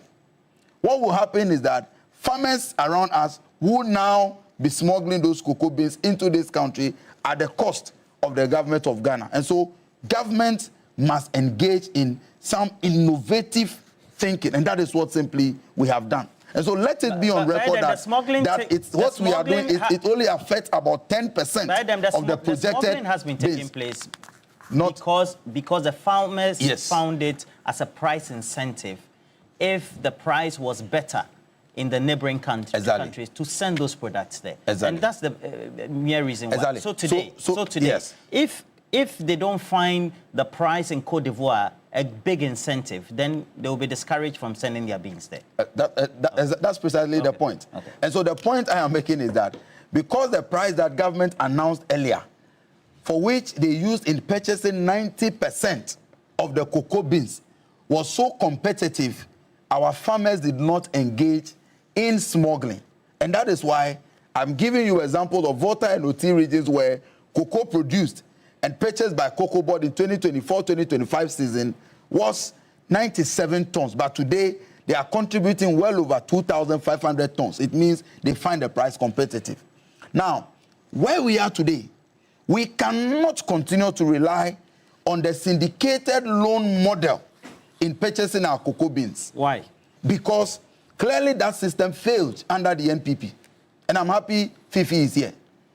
In 2023-2024 season, the NPP government, Cocoa Board under the NPP government, took syndicated loans with the mind of supplying 800,000 tons of cocoa beans. 800,000 tons. They could not supply, or they fell short of their supply by over 333,000 tons. Because of that, these international financial institutions that gave us the syndicated loan lost confidence in us, and we could not have access to the syndicated loan any longer. What that meant was that we needed to come and devise. Yes, we needed to come and devise a strategy where we could purchase the cocoa from the farmers, sell it before. So there was this arrangement for 60-40. But that model has not worked for Ghana in many years, and that model cannot work. So what do? The excellent leadership of Dr. Randy Abe and his team, they decided that we have inherited mess. And if we have the time, we will go into the mess that the NPP government left at Cocoa Board. And I'm happy he's here. I will give him the facts. And he will speak to them. But he was there. I think you were there as well. Yes, he was there. He was in the office. And the mess. And we have all the facts, the mess that they left behind. Dr. Randy Abe decided that I'm not going to be complaining about the challenges I've inherited. Indeed, I have seen some NDC members go hard at Dr. Randy Abe saying that when his colleagues were busy telling the public the challenges or the mess that they inherited, he was quiet, busy working. Because you see, what leaders do is not necessarily to complain about a challenge, but how you resolve it. So today, we have decided that as a forward-thinking government, as a visionary government, let's invest more in processing our cocoa beans. As I speak, Roland, we have the capacity of about 54,322 metric tons idle processing capacity by both WAMCO and the CPC. And when you look at these two institutions, government has 85% stake in CPC and about 40% stake in WAMCO. But because you are doing forward sales where you will go and take a syndicated loan against the cocoa that you'll be producing in the next season, you do not have the space to supply them with the raw materials for them to process so that you can go into the international market with an added value to your cocoa produce before you can sell. So this is what President Mahama, Cocoa Board, CPC, CMC, we have decided to solve. That we will not allow this old model that hasn't worked for us to continue. What we want to do is to invest in processing. And I am happy that government has taken the lead in that. Roland, it will get to a point where much or most of the cocoa beans that will be produced in Ghana will be processed here. We add value. And when you do that, we estimate that government of Ghana will generate at least 150 to 300% more or higher revenue because of the addition of value by processing our cocoa beans into powder, into liquor and others, and could be sold to chocolate factories. So, Roland, we met a problem, we met a mess. The records are there. What we are doing is how to resolve it and leave a legacy such that cocoa farmers, hard-working cocoa farmers, will get true value for their hard work and their sacrifices for this country. Fifi, what do you make of this narrative? Well, this narrative is one that is it's coming from someone who is not well briefed. Wow. And that's, yes, he's not well briefed. No. And I admit that he has not worked in the institution or the industry, and then his commentary will be based on the briefing he has received. Fantastic guy, he's my friend. But then he's speaking based on the briefing he has received. He talked about the fact that, well, it is left with about 70,000 metric tons, and that is not significant. So if the farmers are to lose that, it is not a big deal. Let me tell you that it's a real deal. They say it's 70,000. 70,000 metric tons. A ton constitutes 16 bags of cocoa. Bear in mind, every bag of cocoa, the farmer is losing up more than 1,000 Ghana cedis. So if you do the calculation, the farmers will be losing about 1,120 million. That's how much, about 1.1 billion. That's how much farmers will be losing. Ghana cedis? Yeah, Ghana cedis. If we are to say that we are reducing the farmer income by reducing about 1,000 Ghana cedis and we are buying 70,000 metric tons extra, and is Edem telling us that farmers losing about 1.1 billion is not significant and it will not affect the cocoa farmer. I even believe that it goes beyond the figures they are quoting because over a period, the license buying companies have not been buying.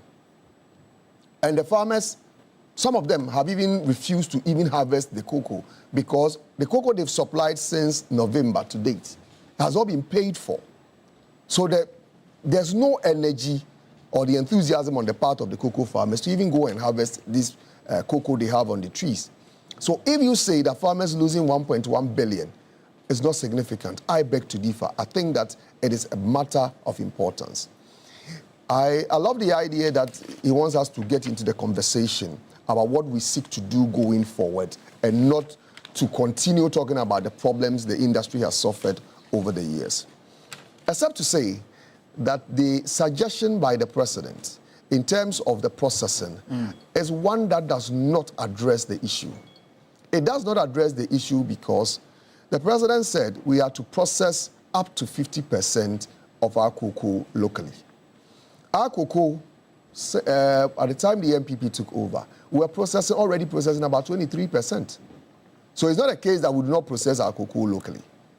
we're already doing about 23%. At the time the MPP was leaving government, we were processing about 42% of our cocoa locally. So if the president say that we are to go up to 50%, granted we even get to 50%, it's just by increasing it by 8%, how significant would that be? And how would that impact on the industry? That is why I say that it does not address the problem. The processing the president is talking about, what type of processing is he referring to? Is it primary processing?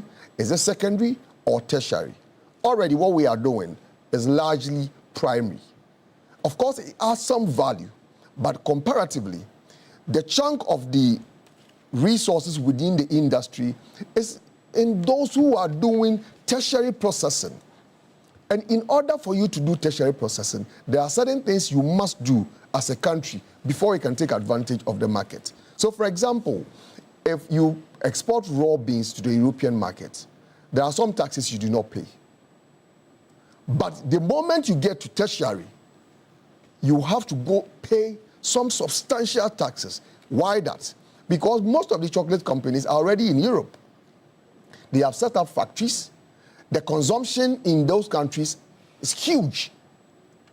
So if you want to now produce the chocolates here and export it to their market, which would therefore mean that they will not, their companies will not be processing.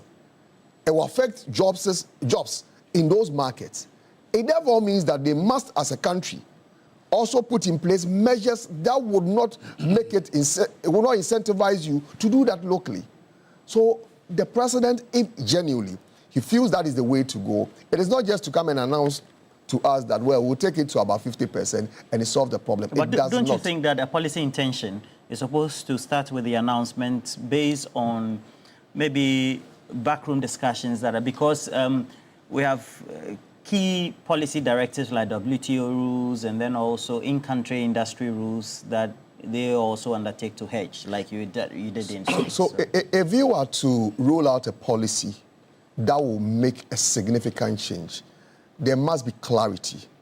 There must be information, at least for people who understand the industry and other industry stakeholders to engage in some conversation around it, at least to add up to it, and then also where probably other stakeholders feel that, well, this may not be beneficial to us as a country, also point it out, because after all, it is at the drafting stage. I know the policy the president was referring to, it did not just come up overnight. It was under the MPP administration, we took a facility from the African Development Bank. Part of that facility was to use to amend the Cocoa Board law, and that process has started and they have continued. And which one? Adding value? No, so the entire Cocoa Board law, which was enacted in 1984, the feeling is that, well, there must be some changes, and then the law is being amended. So all these things you are talking about are things that form part of the new Cocoa Board law and the policy going forward, and that is what we are looking at. So it's not something new. At least I have fair knowledge of what is in this policy document we are looking at. There are other things, probably at the right time, we can have a conversation around it. But I'm only making the point that a president only says that we are going to do up to 50%. At the time, we're already at 42%. Then, how significant is that? Another important point we need... But if it's increased, it will be okay? Well, I think that 50% is not significant. And it is not even just doing 50% of primary processing, because the value you will find there is not that significant. It's good that you've been at Cocoa Board, but would you say that for an industry that has a capitalization of in excess of 100 billion, a producer country, actually the second of the two top producers, having a shift in paradigm of how they want the end product, the raw material, to be exported in that order is a good policy? You see, we are very passionate when it comes to how much we get as a country from cocoa revenue. But there are other things probably we also lose sight of. So, for example, if you take a bar of chocolate, the cocoa component sometimes is about 14%, and sometimes less. So the 100 billion we talk about is not only coming from the cocoa. You have milk, you have sugar, you have other ingredients you find in the chocolate. So the fact that you produce the cocoa does not mean that you are entitled to the full amount. Of course, if it is 14% and we are getting about 3%, that is not good enough. And we must get more than that. The 100 billion you talk about, there are things like advertising, there are retail, and all that. The retail, what is the market size for Ghana? Are we able to take advantage of that? So, for example, per capita consumption in Ghana was 0.5 kilograms as of 2017. I remember with some work done, we've been able to increase it. We've been able to increase it by 100%. Increasing anything by 100% is significant, but the question is, how significant is it if you are doing just 1 kilogram per person, per capita? It is not significant, and we do not have the taste for chocolate products, and that is the very reason we must work on at least driving consumption locally. Then we can have a conversation about processing. The processing bit Adam did not talk about is also the fact that apart from CPC, which Cocoa Board is a majority shareholder, and WAMCO, we are a minority shareholder, all other companies are not companies that belong to the state. You have these multinationals owning these companies. Like Barry, Olam, Cargill, and Co. These are multinationals. They have their companies set up elsewhere. All that they are supposed to do here is to process it to make butter and cake and export it to the international companies for them to work on it. So if you say that, well, we are going to process it here, how is that going to benefit that? But most importantly, this whole conversation came up as a result of Cocoa Board's inability to pay the cocoa farmers for almost 4 months. And as a smart way of government trying to dilute the conversation, they brought up all manner of things so that at least we do not focus on why have you not paid the farmer, why are you not paying the cocoa farmer, or why have you even reduced the farmer's cost. So since we came here, we are talking about other things. Of course, that policy has been there. It has not become a matter for us to discuss. But the moment the farmer's payment became an issue, now we brought up that conversation and then we are diluting it. What we are discussing, Roland, is the fact that cocoa farmers who rely largely on the income from their cocoa farm, after producing the cocoa beans, going through all the dangerous moments in producing the cocoa, it has taken them almost 4 months. They've not been paid. Why have they not been paid? They have not been paid because Cocoa Board now says that if I sell the cocoa you've given me, I'm going to lose. So I am not going to sell the cocoa. And that is the problem.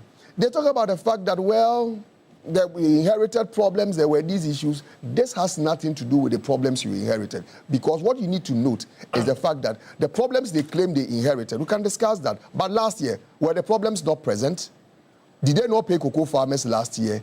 Did they reduce how much they were paying the cocoa farmer last year? No, that did not happen. It therefore means that something has changed this time round, and that is why the cocoa farmers are not getting paid, and that is why the cocoa farmers have not been paid for about 4 months, and even their income has been reduced.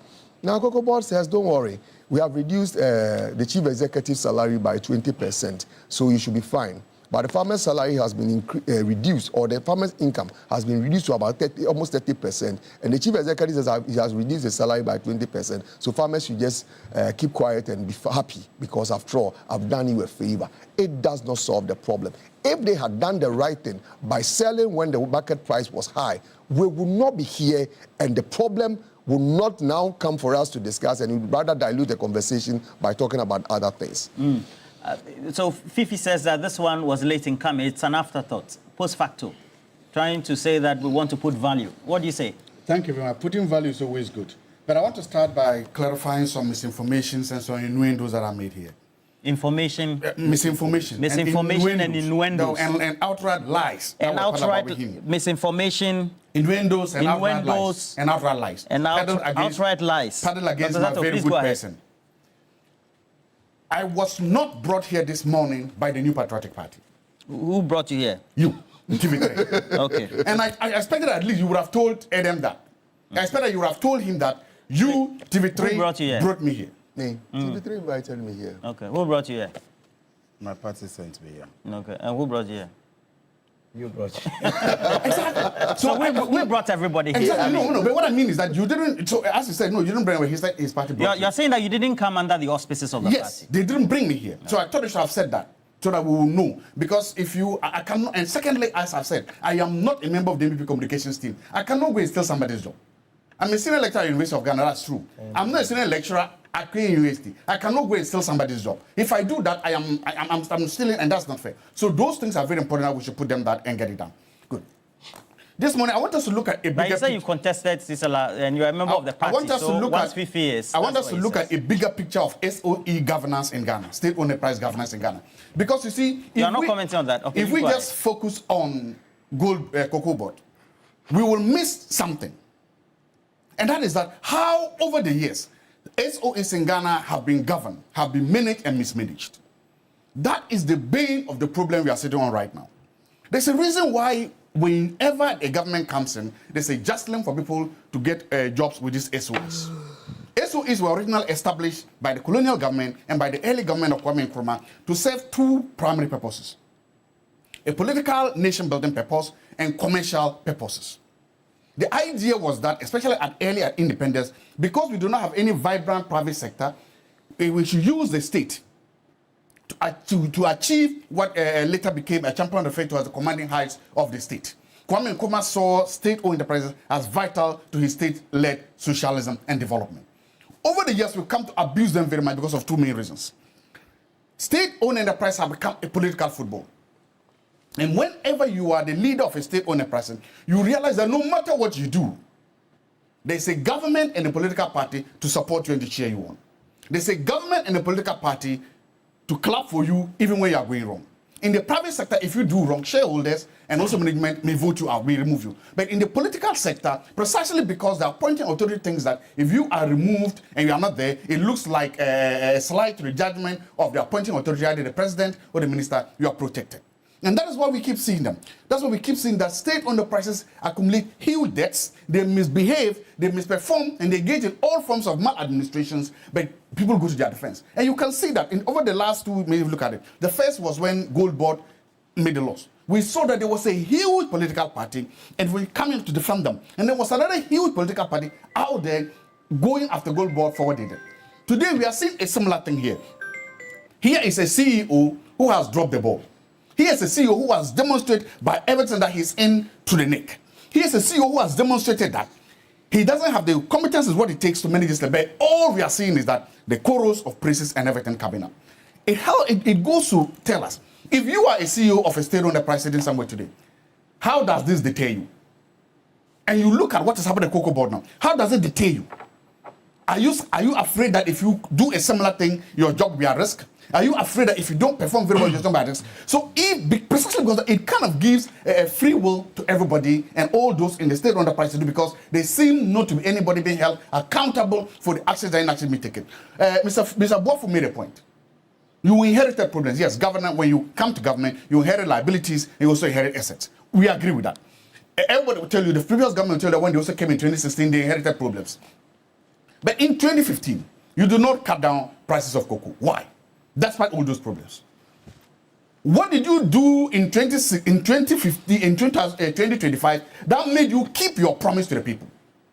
And why didn't you do the same thing to keep your word to the people? You see, when we do these things, when you promise cocoa farmers, it's a secret pledge for the government. And then when you feel like this, whether it's 1 million people affected, 2 million people, everything else, it goes to erode what is called trust in government. So when you ask why is it that citizens don't trust governments and citizens don't trust politicians, it's because they have seen a lot of this over the years. Government saying one thing and doing the other thing.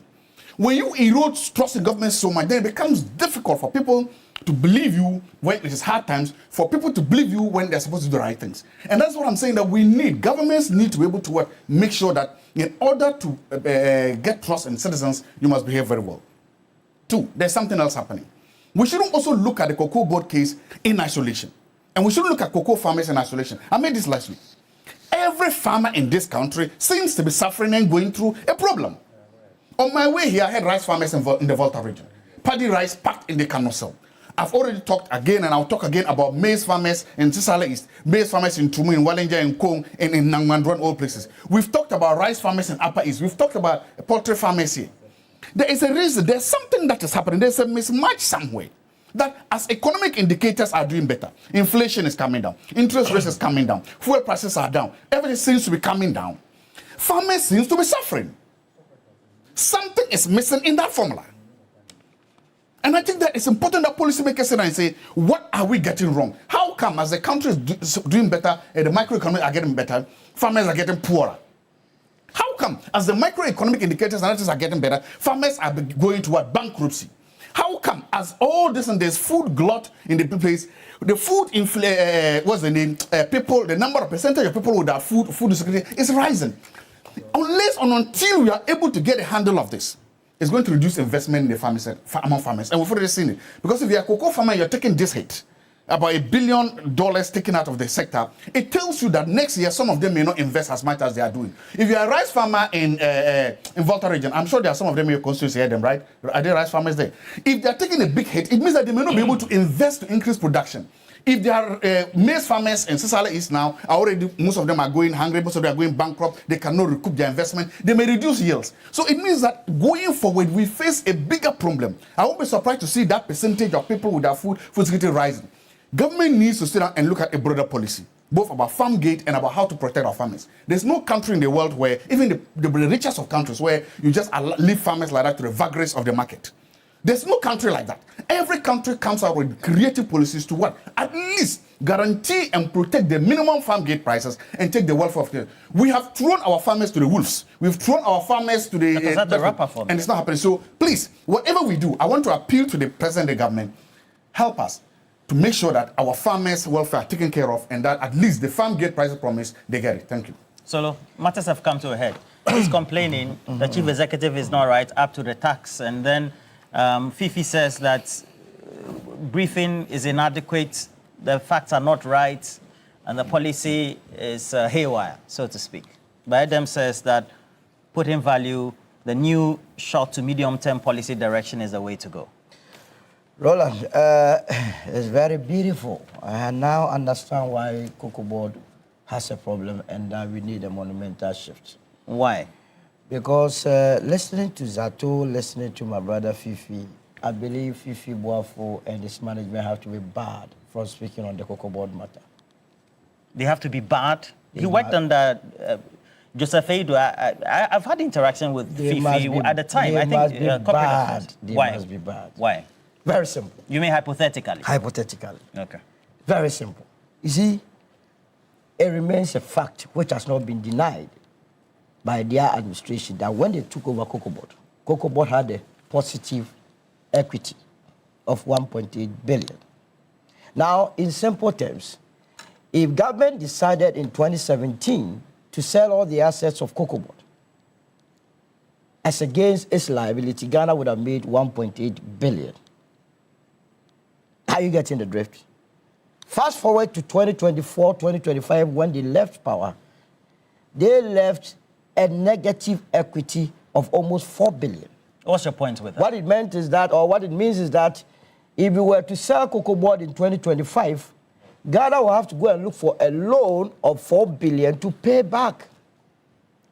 So they have come to mismanage the sector and now professing solutions for today. I don't get it. That you that went there and mismanaged the sector wants to profess solutions for us, it's not going to happen. Why not? It says their numbers were better. Which better? Which better numbers? Which legacies? The place was a total mess. Really? Messy situation. But you see, we cannot fast forward these discussions until this administration begins to be serious.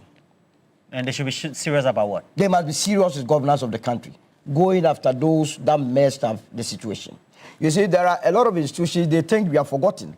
Remember when the energy minister, John Jinapo, took over, he told us ECG was in a mess, which we knew. Afenyo Markets confirmed that indeed cables were being stolen there. All of a sudden, we made noise. They have gone to sleep. Everybody has gone away or gotten away with the booty. They think it's normal. ECG. We went to NLA, the lottery, another mess. We spoke of it. Hey, small. They went to sleep because the Ghanaian is no more talking about it, so they have gotten away with it. You go to the scholarship secretariat and nothing is happening. People think that it's normal. Now people are beginning to take this country for a ransom. They see the country as being their property, and they have forced you and I and our offspring to believe that poverty is part of our lives. So what's that got to do with cocoa? What I'm saying is that what's that got to do with cocoa? Cocoa board that is supposed to be generating income and contributing immensely to the consolidated fund is now becoming a white elephant. Just go and buy cocoa beans and go and sell, it is bringing debt. You need money. And then you have to make considerations for the world. Look, price. The solutions that were proffered by this administration, they lifted it from our great transformational plan. I have shown it one time. It's here. These are the solutions. Abolish existing external loan syndication, okay? Deepen private sector participation in cocoa. Conduct a comprehensive review of the cocoa sector. Consolidate the balance sheets. And then you say they should add value as well. And the value, you understand. And as well as taking out political appointments at cocoa board. You see, when you go into several international meetings and you are meeting your partners, they come with their best shots. People that understand industries. It is only in Ghana that we vote for a political party, and all of a sudden, state-owned enterprises have to be changed and political parties have to fuse in there. But that's what we've always done. And that is bad. That is why we have a negative equity position there.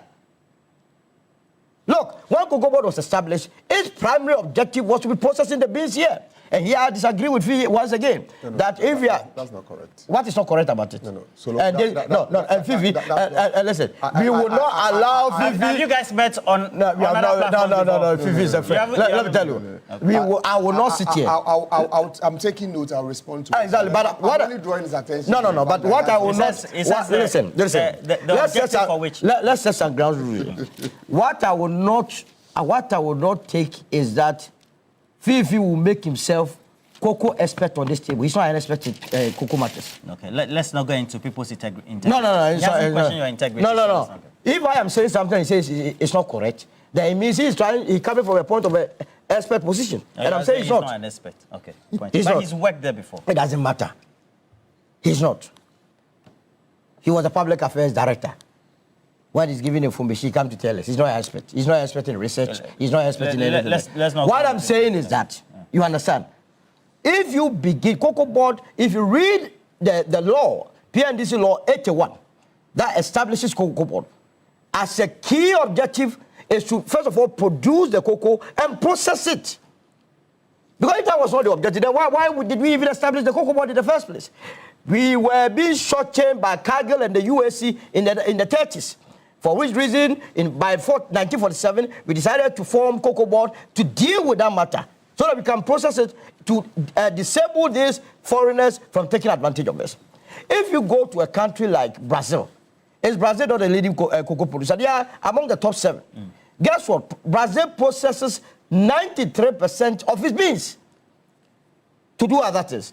So what makes anybody think that it's a difficult thing? In any case, if you are starting the processing or value addition from 50, it means, and adding on every year at least 8%, by the time they are done, they would have got it to about 66% of processing, which is a good thing. Because what is happening is that on the international market, it's not as though all of a sudden prices drop. It is engineered. Those that are buying our cocoa, they have serious researchers. At any given time, they know the levels of production that will be coming out of Ghana and Cote d'Ivoire. It's demand and supply situation. If I know that, look, these people are producing, all that I need to do is to stop buying. Then demand would exceed, supply would exceed demand, and therefore you reduce prices. So the value addition that has been proposed by this administration is a good thing. The second thing is the syndicated loans. It must never have crossed our minds in the first place. That we buy cocoa with cedis, yet we go for $1 every year because of top. We go and take dollar loan to come and buy cedi-denominated product. Well, first, we don't have the money, so that's why. Which money? We started doing this syndication in the 90s. Before 90s, how were we buying our cocoa? How were we buying our cocoa? Lazy attitude, it puts that there. So before we even harvest our cocoa, we have sold about 70% of the cocoa. Whether or not the prices will go up or down, we have sold it. And if you do that, what quantity or percentage is going to be left for you to give to your local industries? That is what was hurting the market. Again, when we did regulation in the petroleum sector, you should have followed it with the cocoa sector. Because these are all international products. You can't give what you don't have. If the commodity is being sold on the international market at 3,000, why would you give 4,000? So that the solutions that I've heard from our brothers is that, look, they must go and borrow to restore prices. Is that how you manage? Yeah, because the minority, I believe it's... And that is how come... They said that... Yes, you go and borrow. To come and stabilize prices. That's how come you have that negative equity there. Well, they said the objective, you protect farmers. Protect who? The farmer needs roads. The farmer needs hospitals. The farmer needs schools. These monies that we would go and borrow to come and shore them up would lead to we deny them the very infrastructure that they are looking for. So you put in place a pricing mechanism, which is also one of the suggestions that they have proposed, which I believe that they must carry it through. It's a very good thing. Okay. You understand? Now, the pricing today. Today they are paying, what, 2,587. You see, sometimes we would not, and that is why the UP is there. UP wants to take away this politics of Jandam. Well, what is Jandam about this? If it is what black is Jandam about this narrative? We will win elections. They said it was at a certain price. You reduce it to... In 2023, in 2023, this one I checked the international world market price of cocoa. It is now around $3,700 dollars per ton. If you work the mathematics, you are supposed to give the farmer, if you are doing 70%, around 2,600 or so. You understand, which is around the same figure that these people are giving. In 2023, cocoa bought at the same rate. How much were they paying? At the same price of $3,700, how much were they paying? They were paying 1,308 cedis per bag. 2000 what? 2003, like 2023. So if yesterday you saw the need that at price of $3,700, you will be paying a bag of cocoa at 1,308, and today is the same price, and someone is paying 2,587, then you must rather be seeing something positive. But what are you saying this price is better than the old one? Of course. Which one? In terms of purchasing power and things like that. No, I'm only comparing 2 years with a similar. In fact, during their time, 3,700, the cedi to the dollar was around 11.5. And it's hovering around the same. Today it's around 11. So we are doing almost the same calculations. But what I'm saying is that under no circumstance must government go and borrow to come and pay for farmers when prices on the international market drops. It weakens the economy. It destroys the economy. Really? Absolutely. Not protect farmers? Farmer? You protect farmer? For a key commodity like cocoa? No, it's not a key commodity. How many, like they were saying, how many people take cocoa in this country? We are only serving the international market. We will eat banku fufu. Why are we not talking about the revenue? So you protect the producers, of the commodity that give you that revenue. In its entirety, cocoa does not give us on the annual basis more than $2 billion. Are you aware of that? But it's an excess. You take also a look at the value chain, etc. No, but we don't capitalize on the value chain. We only sell the raw beans. So we only make $2 billion from cocoa every year. If you combine the other food crops and stuff, we are doing way better. Okay. So what I'm saying is that the solutions that have been preferred, what we must make sure happens is that they actually do the implementation. Because what is going to happen is that with the announcement of these solutions, those that are buying our raw beans will begin to think twice, they will stabilize the market, and then we go and sleep. Once you go and sleep, then the matter comes back 2 years later. We must insist that the products will be processed this time around. We must insist that there will be a pricing formula this time around. We must insist that politicians will not be, we will not be sending politicians to our best institutions to just go and mess it up. We must insist that cocoa board, there is private participation in the running of cocoa board. This is the only way, as a country, we can make headway. Point made. There's a substantive issue, and I saw a Reuters news feature that also gave an indication that the market in Cote d'Ivoire is not doing any better, and the farmers are even now, if you take a look at that story, now taking their cocoa bags and not selling even to the intermediaries and taking it back to their warehouses. So the subject matter about top producer, second top producer, and we need to take a look at that as well. How do we do that within Roland. this sort of conversation? Yeah, so Roland, just before that, allow me just a minute or two to deal with a number of issues that my colleagues on the panel have raised. Fifi began by creating the impression that, in fact, there's something wrong with getting briefing on any subject matter. I mean, no.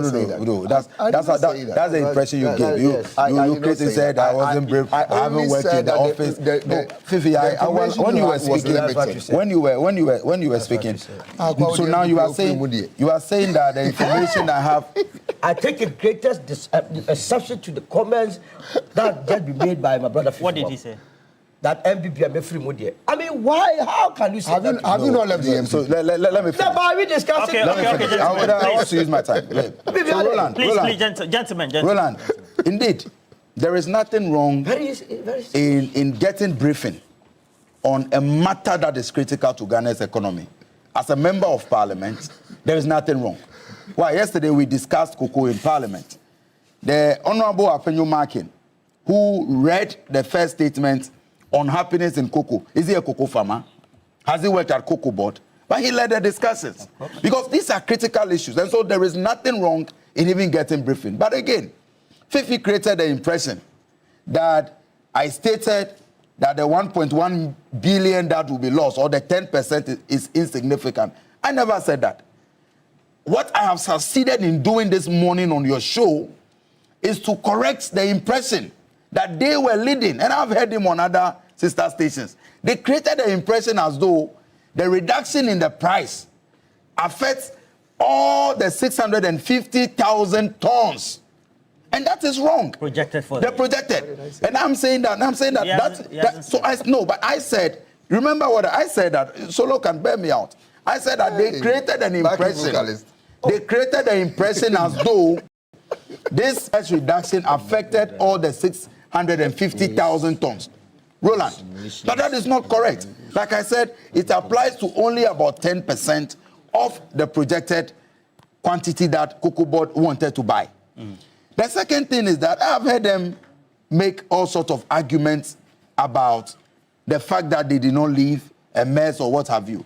Roland, we have never said anywhere that the mess they left behind is the reason why there is a reduction in price. Like you've asked, there is a general issue of price. In fact, for the first time in so many years, we have had such a sharp fall in the global prices of cocoa, to the extent that all the producing countries, Ghana, the Cote d'Ivoire, and many others, are struggling with sales because of the challenge at the global market.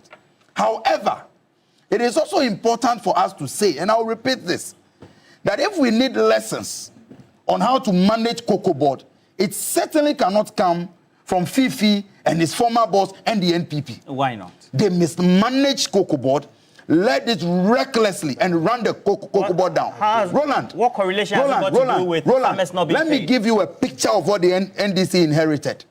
I am saying that we sympathize with those farmers who are in possession of the 10% of the beans that will be bought at a cheaper price now, or at a reduced price. And who haven't been paid yet, or who will be affected by this? Those whose beans were bought but have not been paid at the old price will be paid with the old price. It is those whose beans are yet to be bought, which, like I'm saying, is less than even 10%. That the new price affects. And that is the point that I want to make. But like I'm saying, if there is anyone in this country that should give us lessons on how to relate with farmers, especially cocoa farmers, it certainly cannot be Fifi nor the NPP, because they failed. Let me give you a picture of what they left behind, Roland. They left behind a debt of 32.91 billion at Cocoa Board.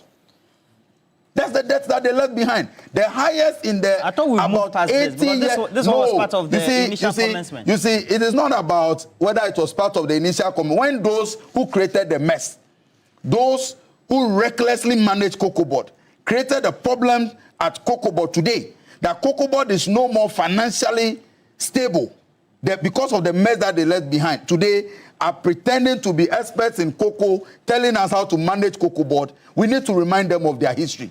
In the nearly 80 years of cocoa board, the highest debt that was left was under the MPP when Fifi and Co were in the office of the cocoa board chief executive officer. 32.9 billion. Cocoa roads. Do you know that they left a debt of 26 billion Ghana cedis? And when they signed, you know, when you look at some of the contracts that they signed in relation to the cocoa roads, to the extent that they even signed contracts that when these contractors raise certificate and in 90 days, cocoa board is unable to pay, they will now pay with interest. Go and check all the other road contracts given in other sectors and tell me where else that we've made any reckless decision as this. And so, to a large extent, I agree with Solo that some of them, Fifi and Co, the former CEO, his son, and others who are speaking, who are moving from one station to other, it is because the clock of accountability has not yet caught up with them. We believe that when we subject the administration to any forensic audit and let the people of Ghana know the mess that they left behind. I know that investigations are ongoing. I know investigations are ongoing. I know investigations are ongoing. I also know that it is better to do a meticulous job and get your watertight evidence than to be in a rush. I know investigations are ongoing. So they've mismanaged cocoa board.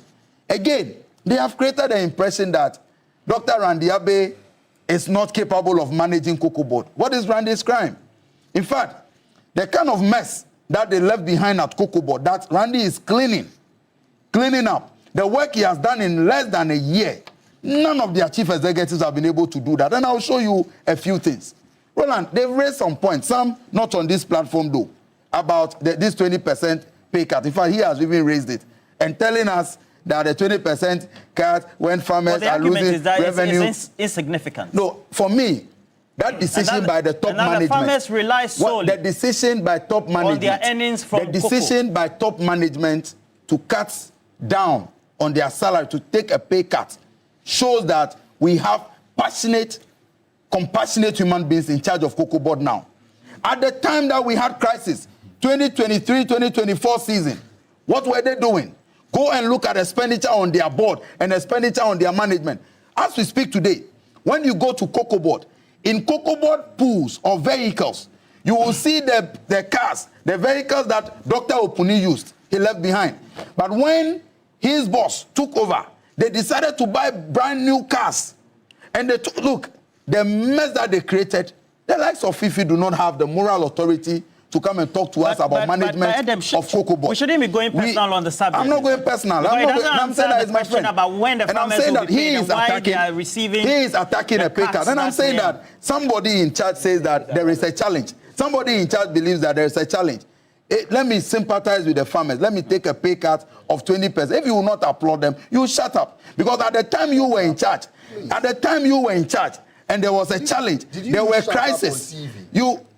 Well, the shut up is not. If you find that offensive, I withdraw. But I'm saying that if you find that offensive, I withdraw. Don't worry, we will get to the issues. I'm saying that. In conclusion, Roland, if you cannot thank I commend Dr. Randy Abe for agreeing to take a pay cut of 20% because there are crises which has nothing to do with his leadership, but with the mess you created, and you never took any pay cut. You left with all your cars, you left with all the machines, and all of that. If you cannot commend him, you will keep quiet because you will sound ridiculous in your attempts to criticize him for taking a pay cut. When you were in charge, you decided to raise your salaries, you took no pay cuts, you spent more, and you were not sensitive to the farmers. Roland, the cocoa farmer today knows that the NDC better serves their interests. What happened under them? Even spraying of the farms, fertilizers, they decided to cut all those other incentives to the farmers under their rule. That's a lie. Today, we have brought those things back. Blatant lie. Roland, But everything we have said here, Roland, everything we have said is a lie. Roland, and one of us will be telling us everything you say is a lie. Yeah, he says it's a lie. No, it cannot be. Your producers will find. Roland, no, but why? Your producers will find out that there are videos when under you the will not allow that MPP, to. under MPP, even fertilizers sent to the farmers where they wrote not for sale, they cancelled the not and had for sale. Why? On many occasions, we've discussed cocoa on this platform. Yes. 2023, 2024, there were crises. They couldn't pay the farmers. Who even introduced that buyer financed model? Is it not them? Because when they took the loan and they could not supply to meet the quantity, the syndicated loan couldn't come. It was under them. So if today they have become preachers of whichever financial model, we will not take it from them. We sympathize with the farmers and we are assuring them that as the price will adjust in the international and the global market, we will continue to raise it. But let me also make the point finally, Roland, that today, even with the reduction in the price, the cocoa farmers have better real income than under the MPP. I've heard people use or make arguments with cement, for example. Today, if you are a cocoa farmer, you are able to buy 32 bags of cement with just one bag of this. Under them, they were buying only 25, 26. And, if you can do that in 5 minutes, I'll be happy. Well, he said a lot. According to the NDC MP, it is better to take 2,500 than 3,100. Well noted. I have also noted. That's not how I said it. I've also noted the seeming attacks to create the impression that, well, if you do not act as though you know everything about cocoa, you are cocoa expert or not. I've spent 8 years of my life working at Cocoa Board. I did not go to Cocoa Board to sleep. I took time to learn and understand the industry. So I do not speak out of guess, out of experience, built over 8 years, and I know what I'm talking about. I don't want to get in personal conversation as Edem tried to do, but at least I can say that Joseph Boahinedu, as chief executive, used the car, the Land Cruiser Dr. Puni bought, used that car for the entire 8 years he was chief executive of Cocoa Board. Today, we are being told of 4 brand new Land Cruisers that have been bought, over 100 pickups that have been bought, which are for operations. Let it for operations. Well, of course, Boahinedu was taking it to his girlfriend. For operations. For operations. Please allow me to make my point. I listen to you. The last time they so cars have been bought. Cars have been bought. As for Boahinedu, he was taking it to church. Operation. Randy still drives his personal car. Okay, so those cars were bought for operations. You said they bought new cars. For staff, go around the country. Adam, please allow him when you were talking. Don't create the impression that Randy bought 100 pickups and he's driving them. When you were talking. Yes, but he was also interjecting. Let me also draw attention to something my friend Solo said. And interestingly, he said that just after saying that if he cannot claim to understand the cocoa industry. And what did Solo say? He said, well, he went to 2023 and realized the price was 9,000. I never said 9,000. Okay, what figure did you use? I used $3,700 as per ton. Today? That's what you used that figure for today. No. And then used a figure for 2023. I am here, so ask me. I'm giving you the opportunity. I know he's a lawyer, so he'll respect your rights. It has nothing to do with law. If we are doing comparative analysis, yes. Today, the international world market price of cocoa is 3,700 per ton, as I checked. Yes. Now, this was the same, price per ton in 2023, with an exchange rate of 11.5. It is not the case. So let me proceed. Let me proceed. No, but you have not. Solo. Allow me to proceed. So he made that analogy. All right. Are you relating it to the current exchange rate? I am making the point that in determining cocoa price, you do not use the price you find on the internet for today. In determining cocoa price, what you rather do is that you do a weighted average because you cannot sell all your cocoa in a day. No, but you are not. Allow me to make my point. Allow me to make my point. You land in Arabis. Don't go there. Know where you are going. You go. All right, you give me the same. You give me the direction as to how. All right. Thank you very much. Fifi, please go ahead. Yes, you have the liberty. Yes, in determining cocoa price, what you rather do is one, you you come to a conclusion on your weighted average. At the weighted average, you achieve it, one, taking into consideration the sales you have made over the period. You also take into consideration the discount on the light crop beans, and also take into consideration rollover contracts, if any. And based on that, you come to the conclusion. No, wait a minute. He was making the point that, well, MPP was getting X amount at the time, and they did not give the farmer, and they are getting X amount today. Is that not an argument in the public domain? Wait a minute. The reference he made to 3,700 does not even come in at all. Why does it not come in? Because at the time of determining cocoa price for 2024, 2025, 2026. No, I'm talking about 2023. Wait a minute. I am talking about today because you are discussing would you allow me to talk? All right. Thank you very much. Allow him. I will allow him. At the time, you see, cocoa price had already been determined by August last year. The year ends September the following year.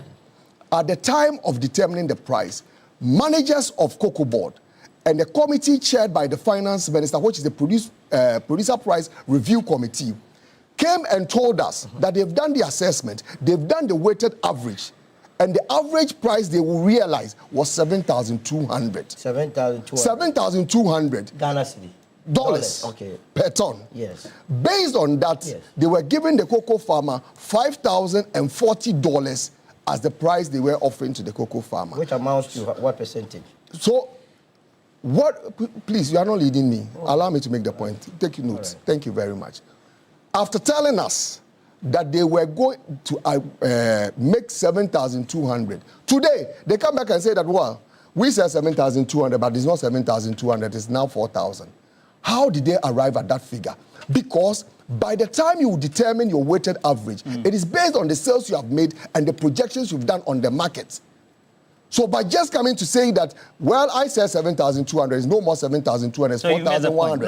How did you arrive at the 4,100? Substantively. Because, you know what, this whole conversation about why we are here is as a result of the fact that they failed to take advantage of the market. It's not true. That's not true. That's not true.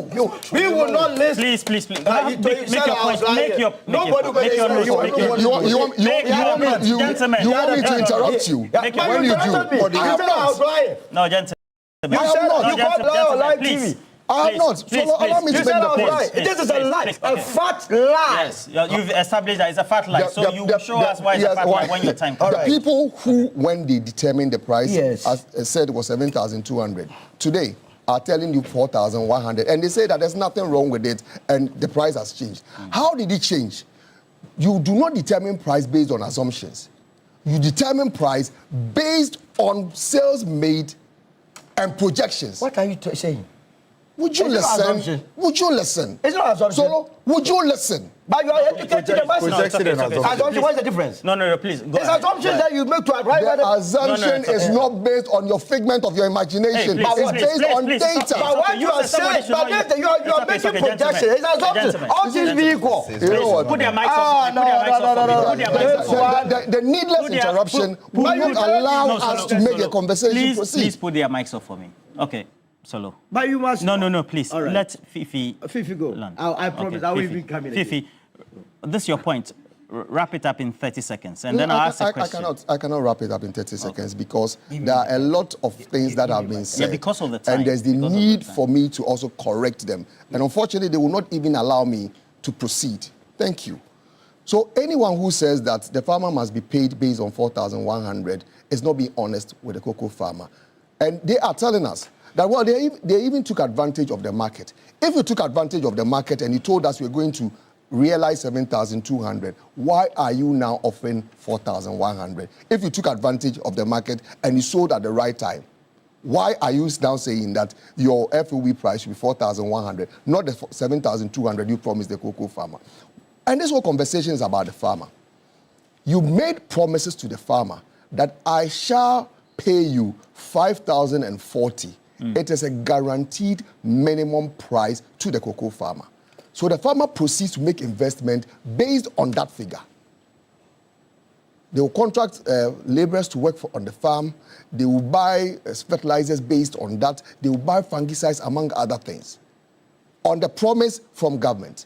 Halfway, And it is the first time in the history of the cocoa industry where cocoa How farmer many price... farmers are affected with this new price trend? All cocoa farmers.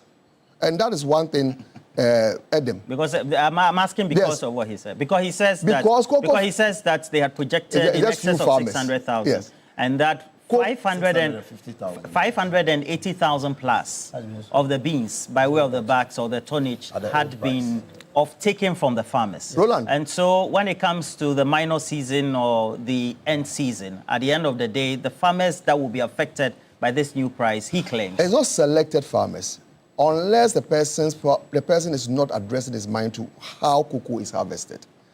The farmer who harvested August last year will still harvest today. It's the same farm. It's the same farm. Same farmer. It's the same farmer. Because if I harvest a part of my crop, the main crop, September last season, I'll be harvesting the light crop this time round. So you do not say that because you've bought a certain quantity, so it is some selected farmers who will be affected and others will not be affected. And Adam also made some comments I thought that you should also correct, and perhaps if you glean from your numbers when you were at Cocoa Board, you know that this negative equity position and then also the positive equity position of Cocoa Board, whether it is pre-2017 and then pre-2025. And because you say you were privileged to be there for 8 years, perhaps you can address that. He talked about that they made that your administration made I'll address all those concerns. And you bequeath them negative equity for Cocoa Board. The persons who talk about better managers of cocoa are the persons who are not paying cocoa farmers for continuous 4 months. The persons who claim to be better managers of cocoa are the people who, for the first time in the history of the cocoa industry, are reducing how much the cocoa farmer is supposed to get by selling the cocoa. And they claim these are the better managers of the cocoa industry. It's as if Cocoa Board, when MPP took over in 2017, it was all rosy, everything was perfect. They bequeathed to the MPP administration at the time 19.6 billion. 19.6 billion in 2017. It's not true. I have the financial statement. Yeah, we all have. We have the financial statement. So let me proceed. It's not true. Yeah. 19. He said he wants to proceed. He was there for 8 years. Can I give you were not there. Roland, can I give you and I were not there. You know, can I give you an information? No. Would you But the information you please allow him to Would you allow me? You've been allowed. Apart from I can prove the 32 billion. Apart from that, 32.9 billion. apart from that, financial statement is there. Our financial Please statement go is ahead. there. apart from that. Yeah. No, but are you letting him proceed Oh on my the fact goodness. that he has You know what? There was a reason why when Adam came here, he was acting as though he owns the show and he determines how the show is run. Forget that is immaterial. But then you are a backing vocalist to Adam. Yes, you are a backing vocalist to Adam. Guys, I am supposed to be sitting with I'm supposed to be sitting with you are a backing vocalist. You are singing from the same Igbo. Roland, to come and play for us. You are singing from the same Igbo. In 2017, would you listen? I listen to you. Adam, the point we are making, would you kindly keep mute and allow me to proceed? 19 billion. You sit there to talk about better managers of the cocoa industry and you can't pay for better management. Indeed, for that one you want to run away from it. I thought you were singing from the same Igbo. Why do you want to run away? When the MPP took over in 2017, the NDC administration then had procured 1.8 billion. And the 1.8 billion was to finance the cocoa industry for... If you want this further information on this, then probably you need more time. Yes. 1.8 billion to buy cocoa for 2016-2017 cocoa season. By December 30, there was not one Ghana cedi available to the new managers of Cocoa Board. And Cocoa Board had to go to the Bank of Ghana to raise a facility to finance the cocoa industry. That is not true. And these persons are here now claiming that, well, that is the better management of cocoa. What you said, is that a response to my question about whether the arguments in the public domain about the negative equity of Cocoa Board there are a lot of things that have been said. Equity of Cocoa Board pre-2017. So, is that the response? So let me give you a direct response. The direct response, please, the person is asking a question and you want to ask a further question. Please. Why? Are you the host? No. So allow me to make the point. Thank you very much. Please, Yes. In 2018, 2024, the MPP then projected that we're going to raise 3.2 billion from cocoa sales. By the end of the season, we had raised 3.9 billion from cocoa sales. So if they are talking about debt, how the $700 million, what was the effect on the finances of Cocoa Board? And they are only making reference to debt. They are not making reference to the fact that by the end of that year, you had a revenue of 3.9 billion.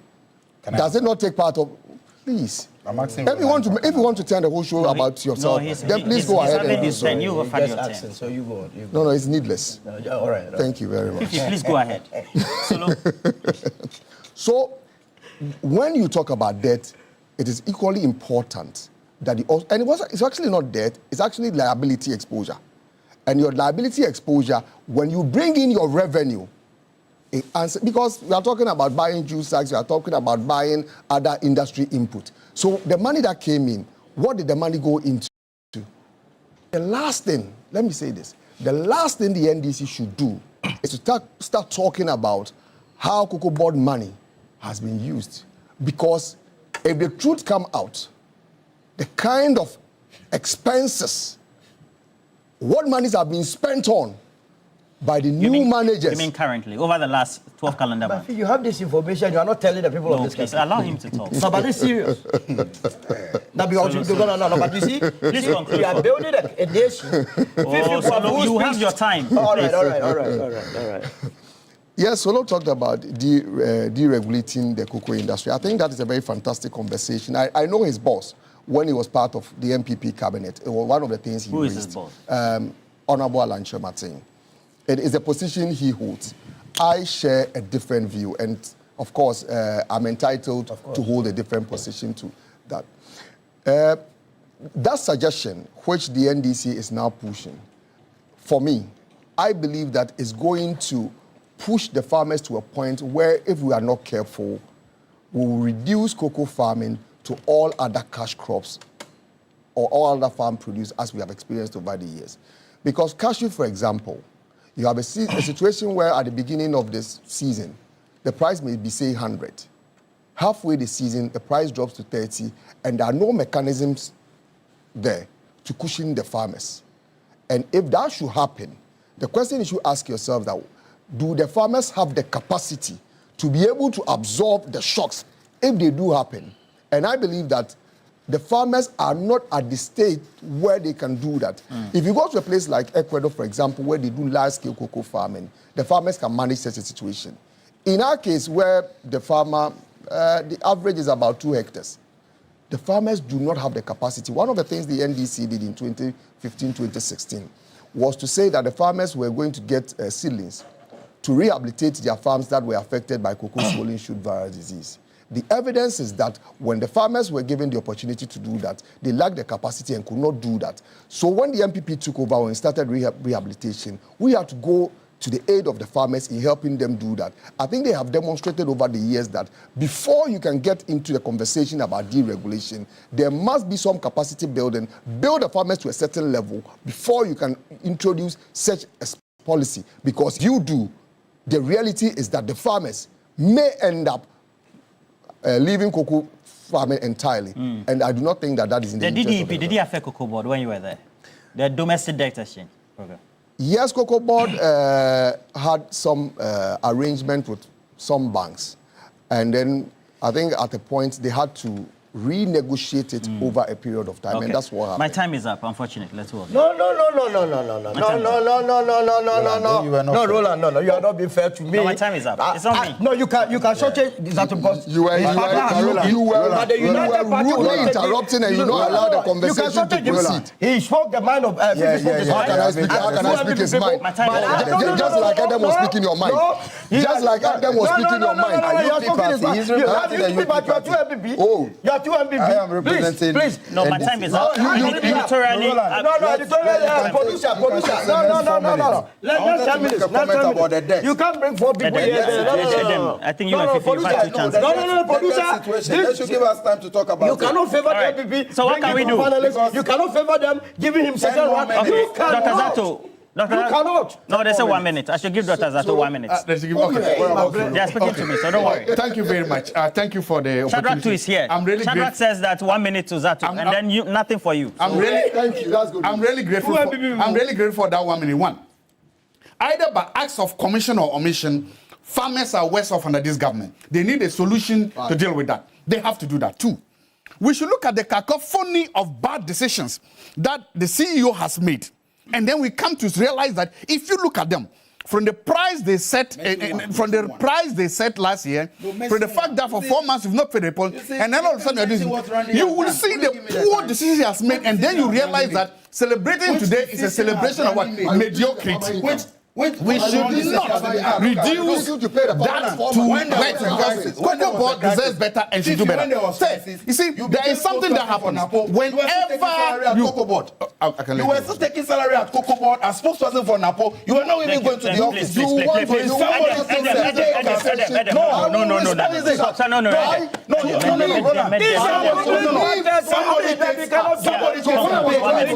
Somebody takes a pay cut. 1 minute. Please, you don't malign anybody. Don't malign anybody. Adam, In conclusion, you were taking Cocoa Board salaries. And somebody takes a pay cut. You need to commend the person. In conclusion, I will not allow you to Randy on this program. Randy in 1 year, we can't even hear you. Randy in 1 year has done better than as a result of the TV3. Randy Abe criminality. Abe in 1 year has done better than there are thunderstorms and missiles being thrown in the sea. Randy Abe in 1 year has done far better than the entire PC government. I've been giving 1 minute to You are shocked at the mess behind the So, wrapping up.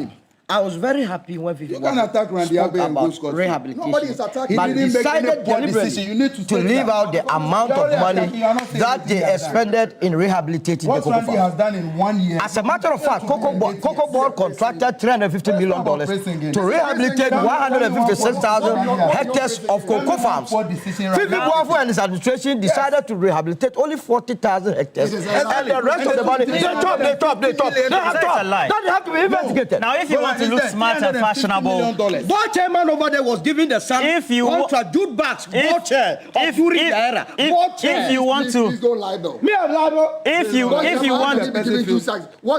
want to look smart and fashionable, visit any Woodin boutique nationwide today. Woodin offers amazing collection of authentic fabrics, all ready to wear. They are I'm giving reading contract it. for rehabilitation, which costs more. Please, I'm taking a break. I'll be right back. Okay. So what are you talking? How can this that?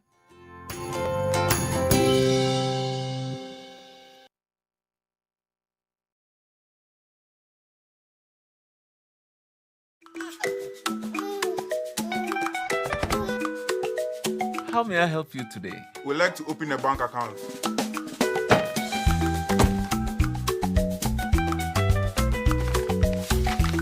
Sign here, sign here, sign here, and here.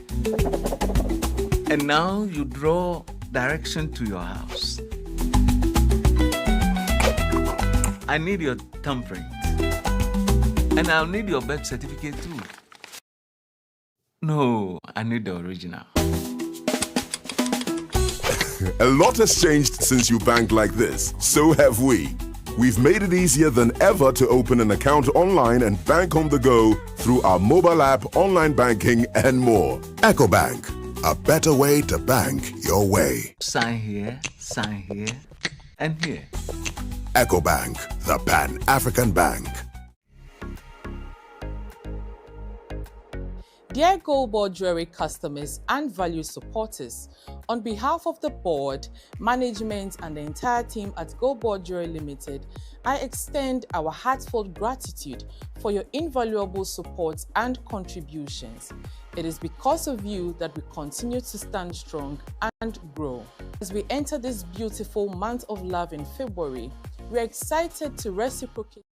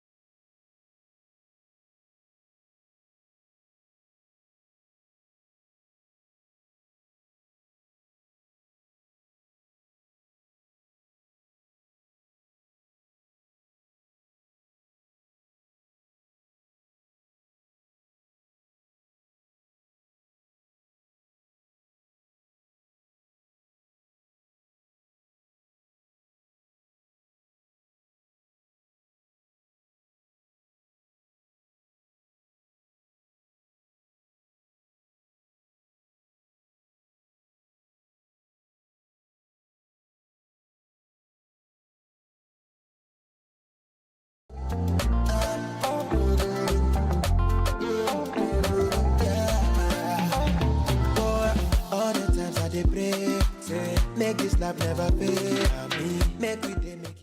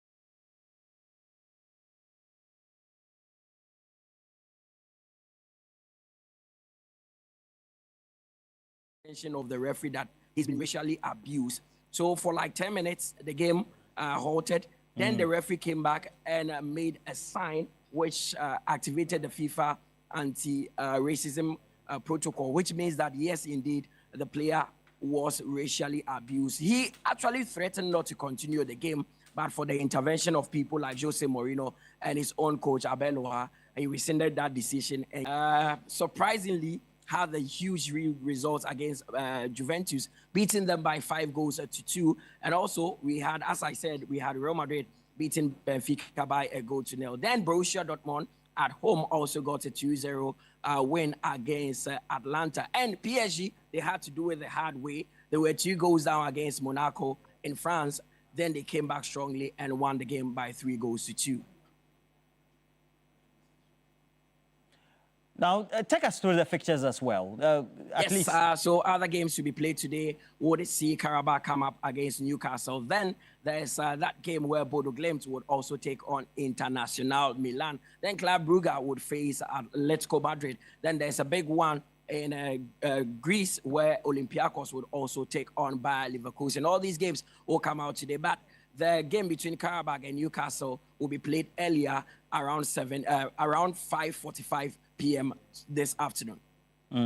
We have a couple of months to the World Cup, and of course, when it comes to the FIFA window for international friendlies, teams take those matches quite seriously, or as a point of preparation also. And for those who are not participating, it also means that they want to see how they will fare in the FIFA rankings as well. The Black Stars, are we participating in any? Of course, we are fully in there, and we will come up against England, Croatia, and Panama. So we need to test our mettle against teams that actually cut across, or teams that are at par with them.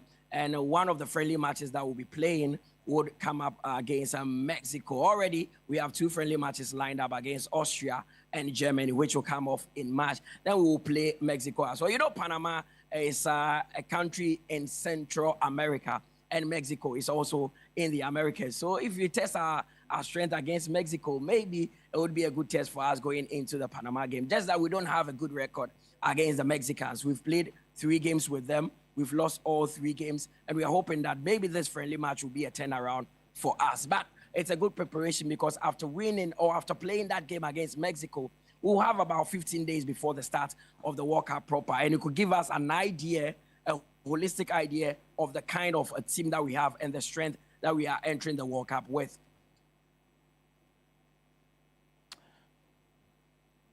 And that's it for sports. Thank you, Mutala, and the rest of the team as well. Thank you.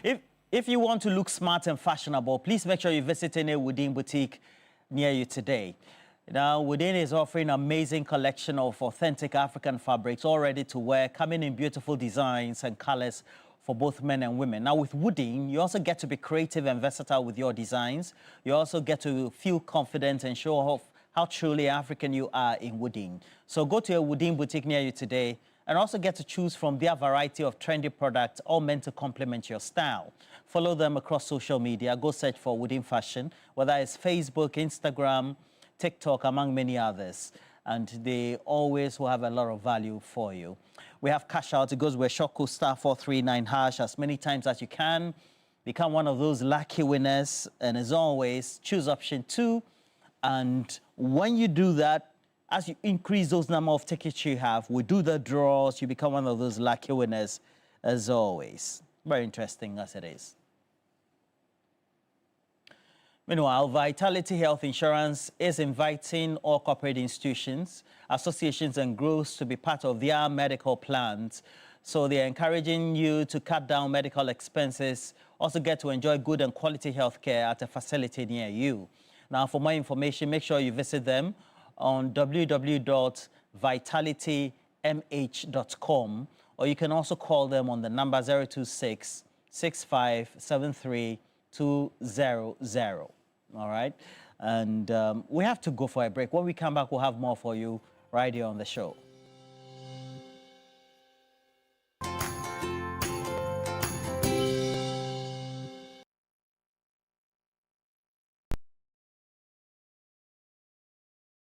All bets on sports. What is bet? High odds. What is bet? Fast payout.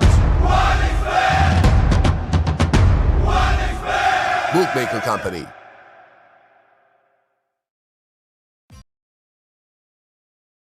New season, new look. The Ramadan mega sale has officially arrived. Make your home guest ready with Danube Home Ghana. Enjoy a massive 50% discount on furniture, decor, and so much more this Ramadan. Whether you're looking to refresh bedroom or upgrade your outdoor space, now is the time to shop. Stunning designs, premium quality, and half the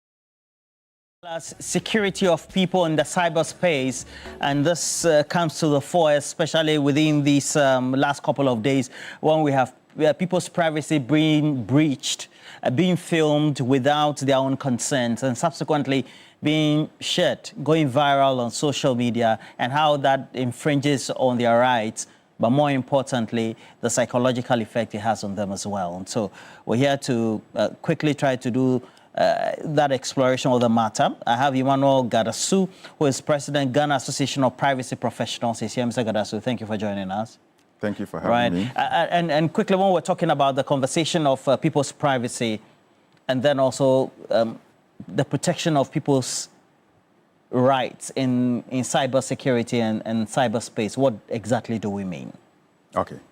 So just like we have in the normal sphere of things, your privacy is ensured in your own room, your own environment. The digital space also has that right accrued to everybody, that protection to control information about yourself, who can have access to it, how those information can be used, is also enshrined in our digital space laws.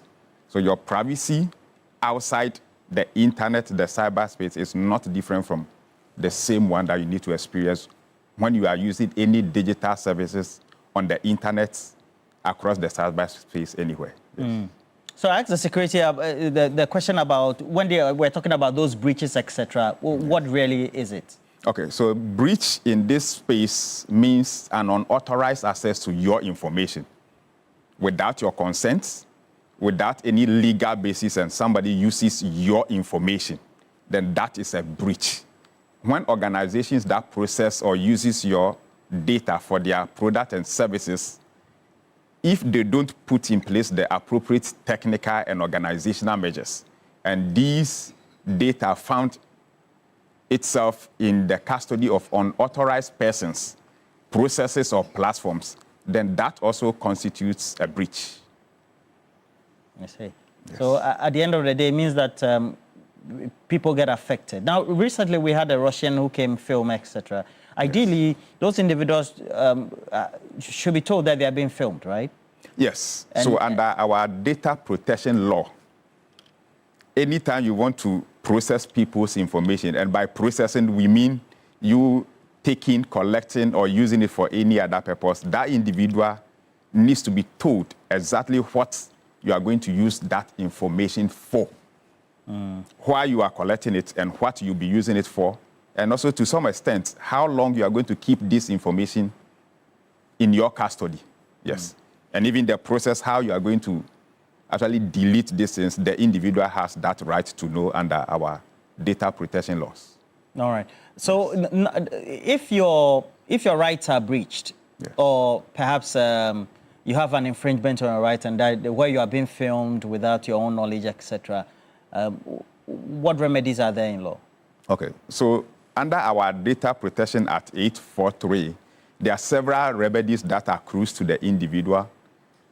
So number one, you could ask for the data to be taken down because the individual has no lawful basis to actually process this data.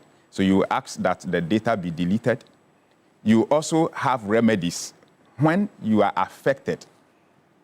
For example, whether you are affected materially or non-materially, if there's any harm that occurs to you in the course of or as a result of that processing of this information, then you can get some form of compensation from this breach that you are entitled to under our laws. So there's a compensation aspect of it that the individual, when they have suffered some form of harm, and the harm could be material or immaterial harms, the individual is entitled to some form of compensation. Yes. Then under our criminal act also, the perpetrator can be punished under our laws. Okay. So at the end of the day, if people's rights are abused, in law, can they go to a lawyer or go to the courts for some remedy, so to speak? Oh, yes. So what course of action can they take? Okay. So the appropriate course of action, you can straight away go to the courts. It is allowed, or you can also report it to the Data Protection Commission or the Cyber Security Authority, and they would take the process on. But what they will do is to make a determination that you have suffered some form of harm, your privacy has been breached, and based on that determination, you can proceed to court to have the court get you some form of compensation. However, these authorities, the Data Protection Commission and the Cyber Security Authority, to have some of authority to also give some fines to individuals and organizations that breach the law. Yeah. Okay. So now for this specific instant case that we're talking about, where these ladies have been, and he's been to Africa, the rest, some other countries on the continent, he's been to other parts of the world. It also means that at the national level, what could be done, like in Ghana? Which authorities in Ghana or agencies in Ghana could take action? Okay. So the first is since this is affecting individuals' privacy, one of the authorities is the Data Protection Commission, who has direct authority when it comes to information about individuals. The Cyber Security Authority is also involved in this matter. They can also take it up because it is an offense to actually share non-consensual information about people, and that also falls directly under the Cyber Security Authority. Well, for criminal purposes also, the Office of the Attorney General also may have something to do there. But, most of these things, the individual has to also initiate this. But I'm sure because of the scale at which this occurred in Ghana, the ministry can also come in and take certain actions. And I think that is what the minister in charge has already started. And, at the international level, some form of diplomacy and all these things must be taken care of. Since you're an association, you're concerned for people to be educated, etc. Ideally, how would I get to know that somebody is filming me using a gadget? Because in this instant case, we're told that he used something like a glass or a spectacle, and then the cameras somehow were fixed on it. Yes. Okay, so these wearables that we have these days, as a result of nanotechnology, it becomes very difficult to ordinarily see these devices because the intention is to be covert, to be covered so that individuals or the individual being filmed will not see it. However, there are some traces or some specifications that upon a careful examination, you could see that these devices have some hidden cameras in them. So with, for example, your spectacle, it could be by the sides or right in the middle or hidden somewhere. Yes. And not only spectacle, but our watches, pens, buttons, in everyday gadget usage, the camera can be hidden anywhere.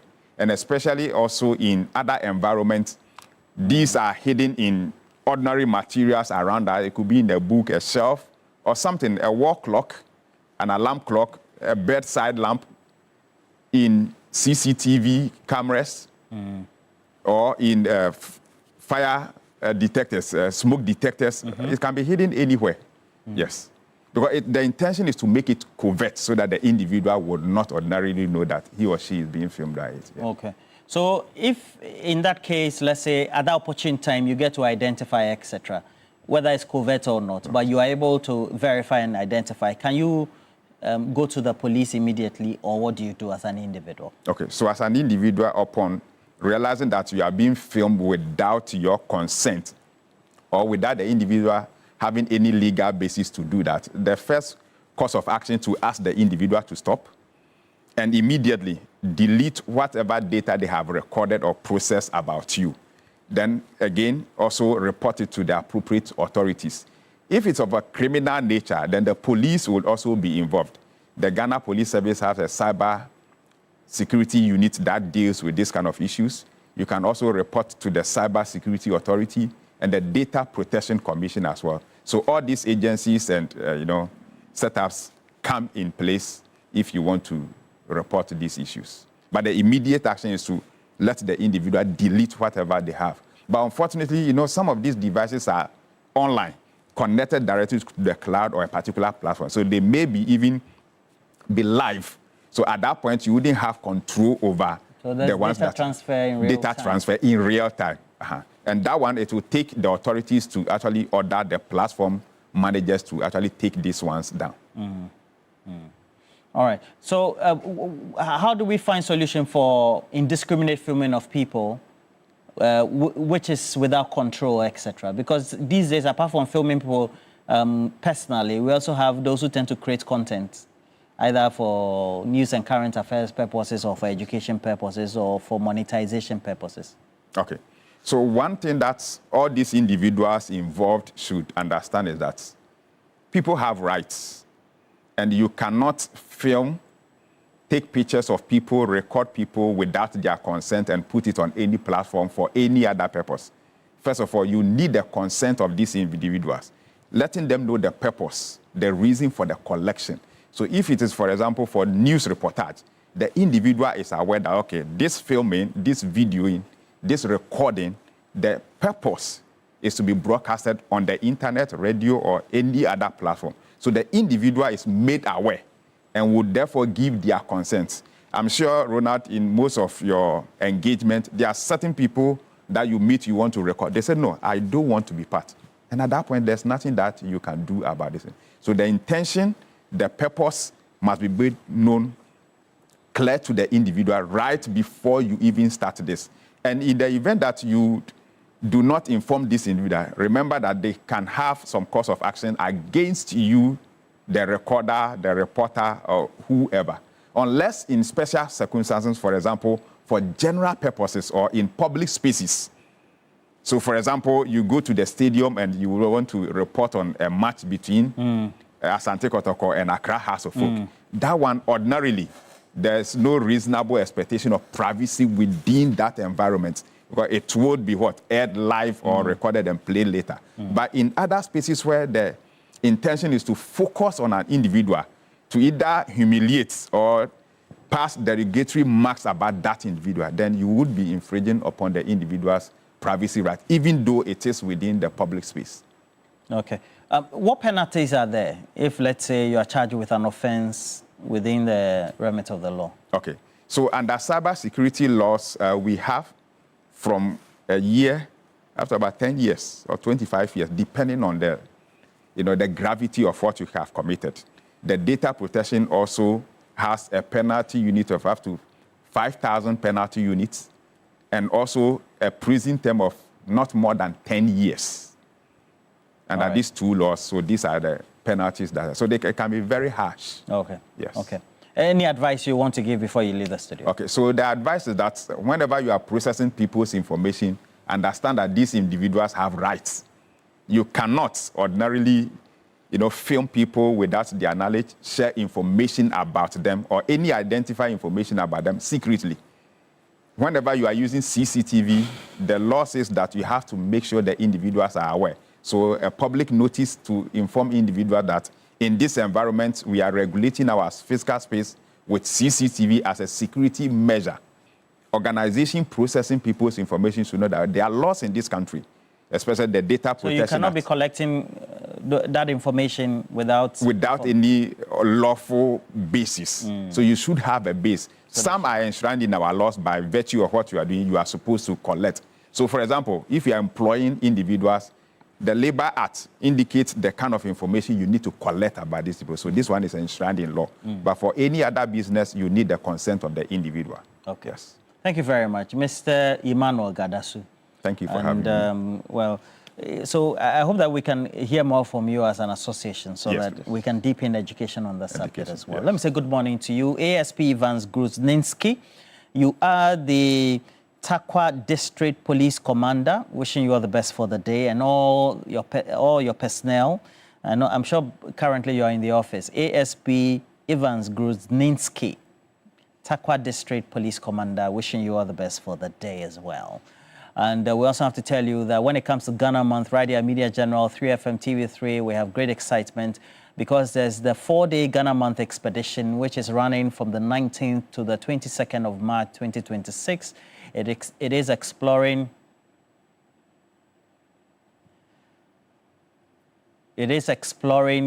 various sites across 3 regions. We have Eastern, Ashanti, and Central. And here's the itinerary or the lineup we have for you. For day 1, we go to the Eastern region. That is the 19th of March. And we have the Cocoa Echo Tour, where you also get to enjoy cocoa in the pond, etc. And then also we have Bunsu. We have Bunsu Eco Park, where you also get to enjoy sight and sound when it comes to all things friendly and the environment. And then also, when it comes to day 2, you visit the Ashanti region, and in there you go to the Menshia Museum, you also go to the Sort site, Comfort Anoche site as well. You go to the Ankase lakeside area, Lake Bosumtwe, Bonyere, and then Rich Condos, where you also get to have your dinner as well as your breakfast before departure. On day 3, we're spending it in the central region. That will be on the 21st of March. We'll go to Asin Manso Slave River, the Cape Coast Castle. We're going to have lunch on just along the beaches, so to speak. And then there's going to be dinner, live band at Ridge Royal Hotel. On the 4th day, again, we'll remain in Central Region, which is the 22nd of March. We'll go to the Crown Forest in the Goma area for a vacation, and then safari, water sports, quad bike ridings, as well as horse riding, archery, pool games are available. And then with that collaboration with the Forestry Commission, we're going to plant trees before we return to Accra. But now, here's the juicy part. If you're single and you want to participate, 6,000 Ghana cedis or 6,500 Ghana cedis being the price, and then also your sharing rooms, 5,500 Ghana cedis as well. And for couples, 10,500 Ghana cedis. Remember, registration is ongoing. You can call for the down payment, and then ultimately before the period you pay by calling the number 053-1100-927 or 024-7120-633. Ghana Month Expedition. Don't watch Ghana. Make sure you experience it with Ghana Month Expedition. Okay. Now, you might have heard that somebody stole a baby at the Mamprobi Polyclinic. And so this has led to a lot of agitations among young people and residents in the area. We're also told that the baby has been retrieved and is undergoing health examination. George Queenan is there live. We'll take you there, get the latest from the George. What can you tell us? So these currently are the live visuals we're bringing to you.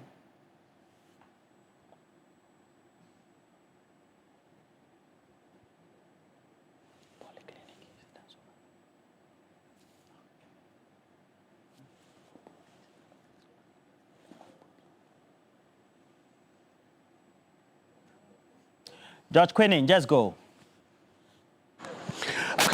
Good morning. We're coming to you live from the Danceman Police Station, and there's a new twist to the baby theft incident that happened at Mamprobi Polyclinic. And so the alleged thief has been apprehended, and I'm told that she's right inside there.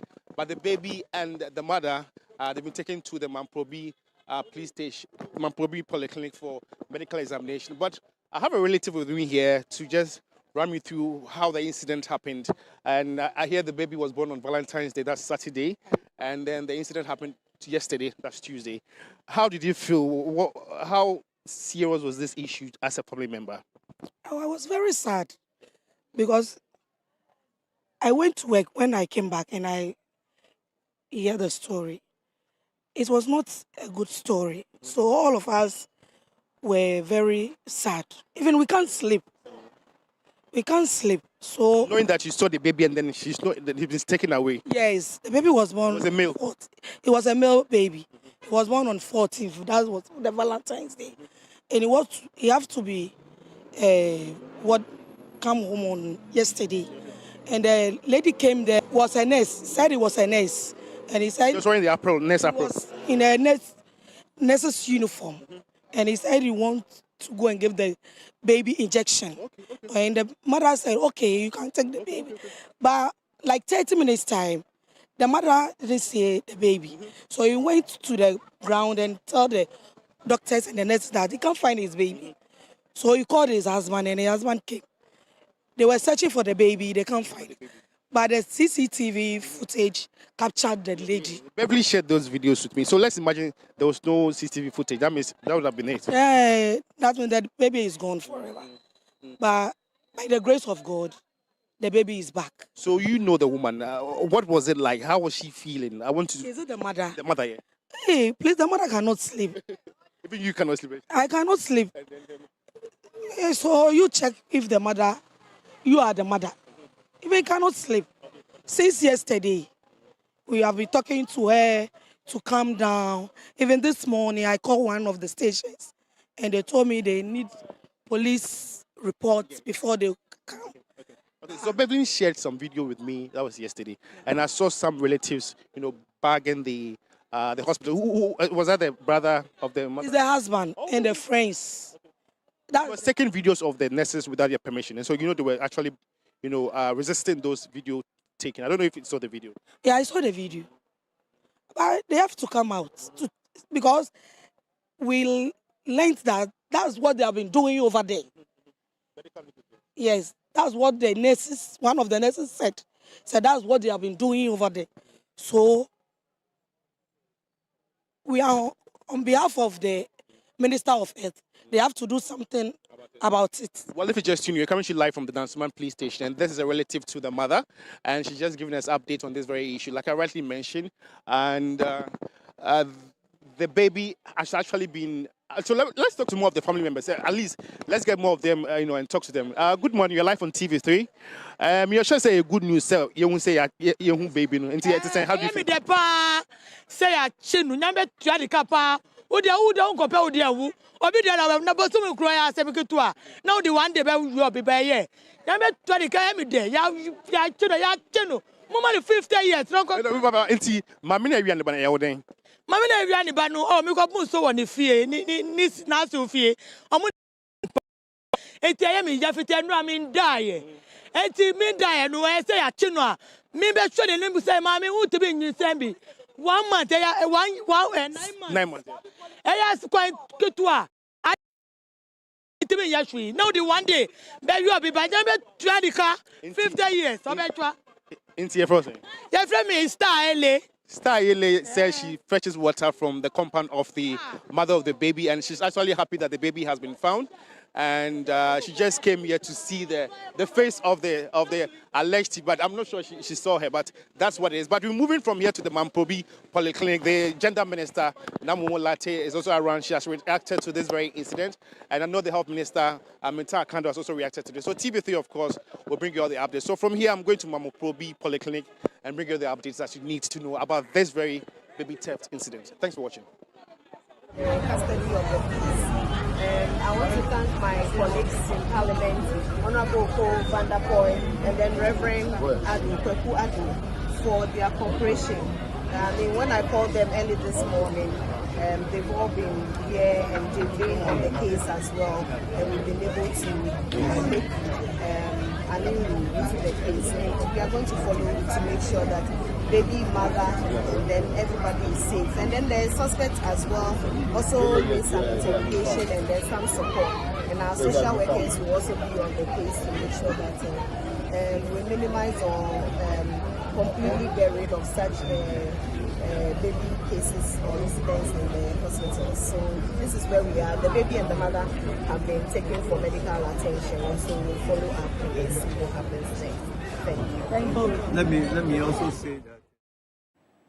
And that incident site, and of course, the Dansoman police station is where we have the Minister for Gender also commenting on the subject. And we're following up with that. We'll get to know what really had happened. But we know that the baby has been retrieved, so to speak, or found. And that's the most important aspect of it. And subsequent law enforcement and actions will go on. Now, this Sunday on Talented Kids, well, we're going freestyle. The talents get to choose their own acts, the songs, the dances, the skits, and everything else combined. Now, expect the unexpected, bold choices, big moments, and those performances that make you shout.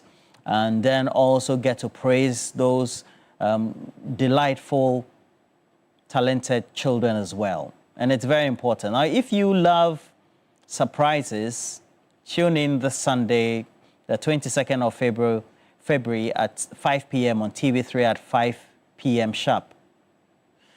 Dial star 713. Dial star 713. Please make sure you dial the short code and get all that you need. We're taking a break. We'll be right back.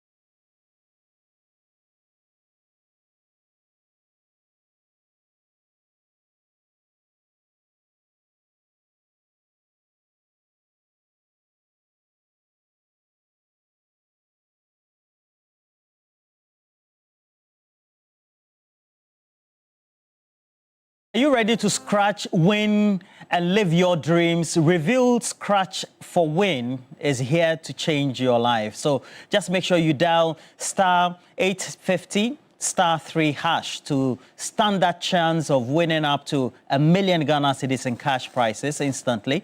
And it's easy and it's exciting as well. And so make sure that you get regulated with all the things, because this is regulated by the National Lottery Authority. Just dial star 850 star 3 hash or visit www.scratchforwin.com to play now. It's easy to play. Again, this what you need to do. Simply dial the short code star 850 star 3 hash on all networks. Then you get to select your preferred stake amount. That is 5 Ghana cedis to about 2,000 Ghana cedis. Then thirdly, you choose your lucky card out of 5 exciting options. You confirm your selection, and then you enter your Momo PIN just to make sure that you receive all the prompts. So you're going to receive your game results and wins instantly. It's easy, fun, and exciting. So get ready to scratch, win, and live your best life with Reveal Scratch for Win. Up to 1 million Ghana cedis up for grabs today. And again, you have to make sure that you make use of that short code, and it's for all networks. Let's do some birthdays. You'll celebrate your birthday, Grace Ampoma. Happy birthday to you. And then also, happy birthday, Mrs. Gloria Teria. Happy birthday to you, Mrs. Gloria Teria. Charlotte,